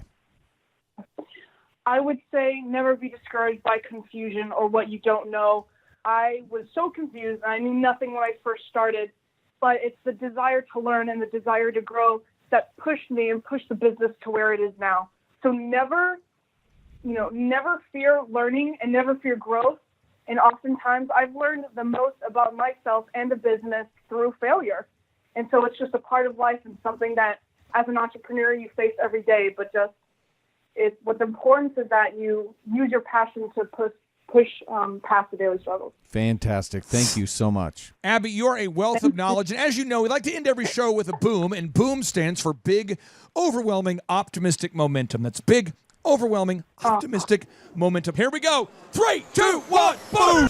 Hey, I'm Ryan Wimpy. I'm originally from Tulsa, born and raised here. I've definitely learned a lot about life design and making sure the business serves you. The linear workflow for us and getting everything out on paper and documented is really important. Like we have workflows that are kind of all over the place, so having linear workflow and seeing that mapped out on multiple different boards is pretty awesome. That's really helpful for me. The atmosphere here is awesome. I definitely just stared at the walls, figuring out how to make my facility look like this place. This place rocks. It's invigorating. The walls are super, it's just very cool. The atmosphere is cool. The people are nice. It's a pretty cool place to be. Very good learning atmosphere. I literally want to model it and steal everything that's here at this facility and basically create it just on our business side. Play is hilarious. I literally laughed so hard that I started having tears yesterday. And we've been learning a lot, which, we've been sitting here, we've been learning a lot, and so the humor definitely helps. It breaks it up. But the content is awesome, off the charts, and it's very interactive. You can raise your hand. It's not like you're just listening to the professor speak, The wizard teaches, but the wizard interacts and he takes questions, so that's awesome. If you're not attending the conference, you're missing about 3/4 to half of your life. You're definitely... It's probably worth a couple $1,000s. So you're missing the thought process of someone that's already started like 9 profitable businesses. So not only is it a lot of good information, but just getting in the thought process of Clay Clark or Dr. Zellner or any of the other coaches, getting in the thought process of how they're starting all these businesses, to me, just that is priceless. That's money. Well, we're definitely not getting upsold here. My wife and I have attended conferences where where it was great information and then they upsold us like half the conference, and I don't want to like bang my head into a wall, and she's like banging her head into the chair in front of her. Like, it's good information, but we're like, oh my gosh, I want to strangle you. Shut up and go with the presentation that we paid for. And that's not here. There's no upsells or anything, so that's awesome. I hate that. It makes me angry. So glad that's not happening. So the cost of this conference is quite a bit cheaper than business college. I went to a small private liberal arts college and got a degree in business, and I didn't learn anything like they're teaching here. I didn't learn linear workflows. I learned stuff that I'm not using, and I haven't been using for the last 9 years. So what they're teaching here is actually way better than what I got at business school. And I went what was actually ranked as a very good business school. I would definitely recommend that people would check out the Thrive 15 conference. The information that you're going to get is just very, very beneficial, and the mindset that you're going to get, that you're going to leave with, is just absolutely worth the price of a little bit of money and a few days worth of your time. I'm Rachel with Tip Top Canine, and we just want to give a huge thank you to Clay and Vanessa Clark. Hey guys, I'm Ryan with Tip Top Canine. Just want to say a big thank you to Thrive 15. Thank you to Make Your Life Epic. We love you guys, we appreciate you, and really just appreciate how far you've taken us. This is our old house, right? This is where we used to live a few years ago. This is our old neighborhood. See? It's nice, right? So this is my old van and our old school marketing, and this is our old team. And by team, I mean it's me and another guy. This is our new house with our new neighborhood. This is our new van with our new marketing, and this is our new team. We went from 4 to 14, and I took this beautiful photo. We worked with several different business coaches in the past, and they were all about helping Ryan sell better and just teaching sales, which is awesome, but Ryan is a really great salesman. So we didn't need that. We needed somebody to help us get everything that was in his head out into systems, into manuals and scripts, and actually build a team. So now that we have systems in place, we've gone from 1 to 10 locations in only a year. In October 2016, we grossed 13 grand for the whole month.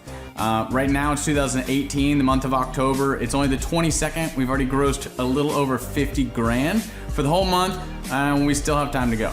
We're just thankful for you, thankful for Thrive and your mentorship, and we're really thankful that you guys have helped us to grow a business that we run now instead of the business running us. Just thank you times 1,000. Gosh, man, time flies. I'd say right around 4 or 5 years ago, I just kind of felt like we were stuck and my wheels weren't moving, and I had this goal and I just didn't really know how to get there. So you guys actually helped me with that. I reached out to you guys. We started our relationship. We started our coaching sessions, and you guys helped me build a lot of the systems that we have now. But Clay, had I not actually sat down and took the time and the energy to reach out to you and then set aside time every single week to actually work on the specific goal of scaling Window Ninjas, then it would have never happened, and we wouldn't have it wouldn't have come to fruition like it is today. Gabe Salinas, welcome on to the Thrivetime Show. How are you, sir? I am wonderful, Clay. I'm glad to be here with you today. And just to give people a little context, how long have we worked with you in your business, sir? A little over 3 years, Clay. We've been together for a little bit of a journey now. And I think we picked the best of times and the worst of times to work together. I mean, it's like right at the peak of the geopolitical craziness. That's when we started working with you. But you've continued to grow. What kind of growth have you seen over these past 3 years? Just so the listeners know that you do have, in fact, a business that can navigate through difficult times. Well, we have over doubled our business here at Window Ninjas since working with you. I actually went back and looked through our numbers, and I looked at some of our goals that we had set in the original conversation that I had with your team. And we have surpassed my original number that I wanted to hit with you guys. And I was quite shocked at how, I won't say easy, but systematic it was for us to be able to get to where we wanted to be. So information is key. Making sure you're following the process when it comes to marketing accurately and repetitively is something that we do over here. And we have really, really, really scaled it to the next level. And you know what, Clay? You guys are the ones that taught us that in the beginning, and we have followed through with that for over the past, 4 or 5 years now that we've been working together. We have spent the last 7 years scaling this business, and we have these checklists in place with the help from your team, Clay, and it just creates success for all of our customers, all of our franchisees, me here in my corporate office, all of our call center employees, our accounting department, all of our leadership teams. I mean, it really, really, really solves a lot of problems. And so as opposed to trying to reinvent the wheel, man, just grab a checklist that somebody has already taken the time and the energy to develop for you, use it, and then master it, and then reap the benefits with the revenue that you're going to earn from doing those specific things that are on that checklist. It's super powerful, Clay. It's the best thing. I mean, I know that I can come into this office whenever I want, whether if I want to be here at 7 o'clock in the morning or if I don't want to be here at 7 o'clock in the morning. I know that I'm going to have people that are going to be here doing the specific tasks that everybody in this operation needs them to specifically do. Having good key people is important. Are you going to lose some of your key people? Absolutely. But if you are always looking for great individuals, great people, and encourage them to come work for you, and then you teach them the systems, and you teach them what their specific job is, and you let them know how important they are. Clay, well, first of all, thank you for having me again today. We've been doing this for quite a while. I've been working with you for quite a while. Anybody out there that's looking for a coaching system, I would definitely give Clay a call. Clay Clark is here somewhere. Where's my buddy Clay? Clay's the greatest. I met his goats today. I met his dogs. I met his chickens. I saw his compound. He's like the greatest guy. I ran from his goats, his chickens, his dogs. So this guy's like the greatest marketer you've ever seen, right? His entire life, Clay Clark, his entire life is marketing.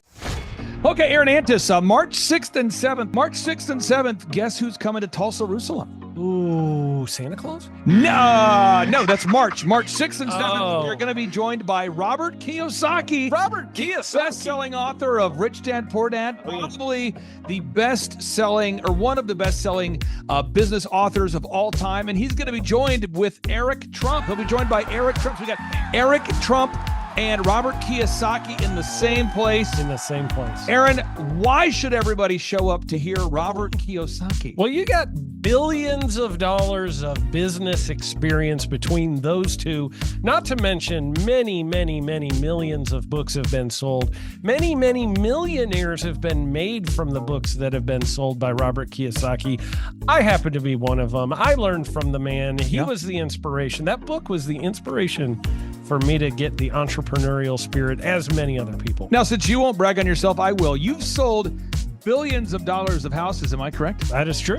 And the book that kickstarted it all for you, Rich Dad, Poor Dad. Rich Dad, Poor Dad, the author, the best-selling author of Rich Dad, Poor Dad, Robert Kiyosaki, the guy that kickstarted your career. Yeah. He's going to be here. He's going to be here. I'm pumped. And now Eric Trump, people don't know this, but the Trump organization has thousands of employees. There's not 50 employees. The Trump organization, again, most people don't know this, but the Trump organization has thousands of employees. And while Donald J. Trump was the 45th president of these United States and soon to be the 47th president of these United States, he needed someone to run the companies for him. And so the man that runs the Trump organization for Donald J. Trump, as he was the 45th president of the United States and now the 47th president of the United States, is Eric Trump. And so Eric Trump is here to talk about time management, promoting from within, marketing, branding, quality control, sales systems, workflow design, workflow mapping, how to build. I mean, everything that you see, the Trump hotels, the Trump golf courses, all their products, the man who manages billions of dollars of real estate and thousands of employees is here to teach us how to do it. You are talking about one of the greatest brands on the planet from a business standpoint. Right. I mean, who else has been able to create a brand like the Trump brand? I mean, look at it. And this is the man behind the business for the last pretty much since 2015. He's been the man behind it. So you're talking, we're into 9 going into 10 years of him running it, and we get to tap into that knowledge. That's going to be amazing. Now, think about this for a second. Would you buy a ticket just to see Robert Kiyosaki and Eric Trump? Of course you would. Of course you would. But we're also going to be joined by Sean Baker. This is the best-selling author, the guy who invented the carnivore diet. Oh, yeah. Dr. Sean Baker. He's been on Joe Rogan multiple times. He's going to be joining us. So you've got Robert Kiyosaki, the best-selling author of Rich Dad, Poor Dad, Eric Trump, Sean Baker. The lineup continues to grow, and this is how we do our tickets here at the Thrivetime Show. If you want to get a VIP ticket, you can absolutely do it. It's $500 for a VIP ticket. We've always done it that way. Now, if you want to take a general admission ticket, it's $250 or whatever price you want to pay. And the reason why I do that, and the reason why we do that is because we want to make our events affordable for everybody. I grew up without money. I totally understand what it's like to be in a tight spot. So if you want to attend, it's $250 or whatever price you want to pay. That's how I do it. And it's $500 for a VIP ticket. Now, we only have limited seating here. With the most people we've ever had in this building was for the Jim Brewer presentation. Jim Brewer came here, the legendary comedian Jim Brewer came to Tulsa, and we had 419 people that were here. 419 people. Yeah. And I thought to myself, there's no more room. I felt kind of bad that if a couple people had VIP seats in the men's restroom. Oh, no, I'm just kidding. But I thought, you know what, we should probably add on. So we're adding on what we call the upper deck, or the top shelf. So the seats are very close to the presenters, but we're actually building right now. We're adding on to the facility to make room to accommodate about another 30 attendees or more. So again, if you want to get tickets for this event, all you have to do is go to thrivetimeshow.com. Go to thrivetimeshow.com. When you go to thrivetimeshow.com, you'll go there, you'll request a ticket, boom. Or if you want to text me, if you want a little bit faster service, you say, I want you to call me right now. Just text my number. It's my cell phone number, my personal cell phone number. We'll keep that private between you, me, everybody. We'll keep that private. In anybody. Don't share that with anybody except for everybody. That's my private cell phone number. It's 918-851-0102. 918-851-0102. I know we have a lot of Spanish-speaking people that attend these conferences, and so to be bilingually sensitive, my cell phone number is 918-851-0102. That is not actually bilingual. That's just saying Juan for a one. It's not the same thing. I think you're attacking me. Now, let's talk about this. Now, what kind of stuff will you learn at the Thrivetime Show workshop? So, Aaron, you've been to many of these over the past 7-8 years. So let's talk about it. I'll tee up the thing, and then you tell me what you're going to learn here, okay? Okay. Yeah. You're going to learn marketing and branding. What are we going to learn about marketing and branding? Oh, yeah. We're going to dive into, so many people say, I got to get my brand known out there, like the Trump brand, right? You want to get that brand brand out there. It's like, how do I actually make people know what my business is and make it a household name? You're going to learn some intricacies of how you can do that. You're going to learn sales. So many people struggle to sell something. This just in, your business will go to hell if you can't sell. So we're going to teach you sales. We're going to teach you search engine optimization, how to come up top in the search engine results. We're going to teach you how to manage people. Aaron, you have managed, no exaggeration, hundreds of people throughout your career and thousands of contractors. And most people struggle with managing people. Why does everybody have to learn how to manage people? Well, because first of all, you either have great people or you have people who suck. And so it can be a challenge. Learning how to work with a large group of people and get everybody pulling in the same direction can be a challenge. But if you have the right systems, you have the right processes, and you're really good at selecting great ones, and we have a process we teach about how to find great people.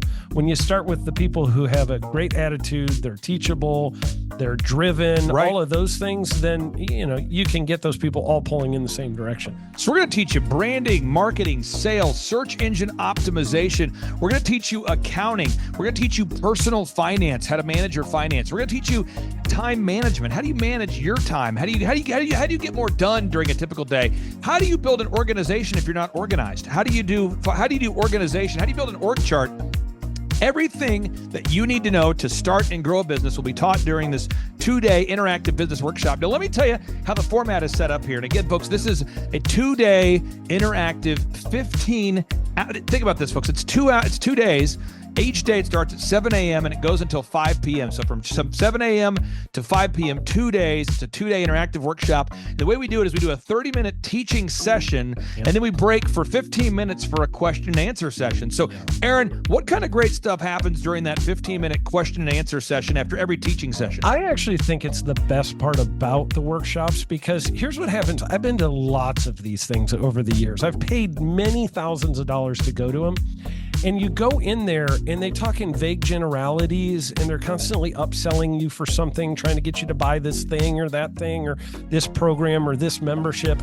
And you leave not getting your very specific questions answered about your business or your employees or what you're doing on your marketing. And what's awesome about this is we literally answer every single question that any person asks, and it's very specific to what your business is. And what we do is we allow you as the attendee to write your questions on the whiteboard. Yep. And then we literally, as you mentioned, we answer every single question on the whiteboard. And then we take a 15-minute break to stretch and to make it entertaining when you're stretching. This is a true story. When you get up and stretch, you'll be greeted by mariachis.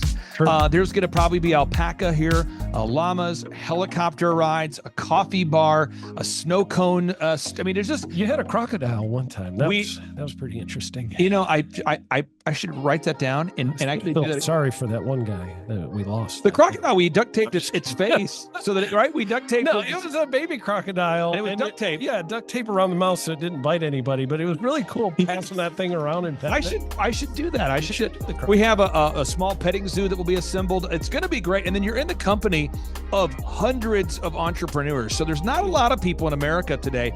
In fact, there's less than 10 million people today, according to U.S. Debt Clock, that identify as being self-employed. So if you have a country with 350 million people, that means you have less than 3% of our population that's even self-employed. Yeah. So you only have 3 out of every 100 people in America that are self-employed to begin with. And when Inc. magazine reports that 96% of businesses fail by default, you have a 1 out of 1,000 chance of succeeding in the game of business. But yet the average client that you and I work with, we can typically double this. And this is no hyperbole, no exaggeration. And I have thousands of testimonials to back this up. We have thousands of testimonials to back it up. But when you work with a home builder, when I work with a business owner, we can typically double the size of the company within 24 months. Yeah. Double. And you say double? Yeah, there's businesses that we have tripled. There's businesses we've grown 8x. There's so many examples you can see at thrivetimeshow.com. But again, this is the most interactive, best business workshop on the planet. This is objectively the highest rated and most reviewed business workshop on the planet. And then you add to that Robert Kiyosaki, the best-selling author of Rich Dad, Poor Dad. You add to that Eric Trump, the man that runs the Trump Organization. You add to that Sean Baker. Now you might say, but Clay, is there more? I need more. Well, okay, Tom Wheelwright is the wealth strategist for Robert Kiyosaki. So people say, Robert Kiyosaki, who's his financial wealth advisor? Who's the guy who manages, who's his wealth strategist? His wealth strategist, Tom Wheelwright, will be here. And you say, Clay, I'm not going to get a ticket unless you give me more. Okay, fine. We're going to serve you the same meal both days. True story. We cater in the food, and because I keep it simple, I literally bring in the same food both days for lunch. It's Ted Escondido's, an incredible Mexican restaurant. That's going to happen. And Jill Donovan, our good friend, who is the founder of Rustic Cuff. She started that company in her home, and now she sells millions of dollars of apparel and products. That's rusticcuff.com. And someone says, I want more. This is not enough. Give me more. Okay. I'm not going to mention their names right now because I'm working on it behind the scenes here. But we've got one guy who's given me a verbal to be here. And this is a guy who's one of the wealthiest people in Oklahoma, and nobody really knows who he is because he's built systems that are very utilitarian, that offer a lot of value. He's made a lot of money in it's where you rent. It's short term. It's where you're renting storage spaces. He's a storage space guy. He owns what do you call that? The rental, storage space, storage units. This guy owns storage units.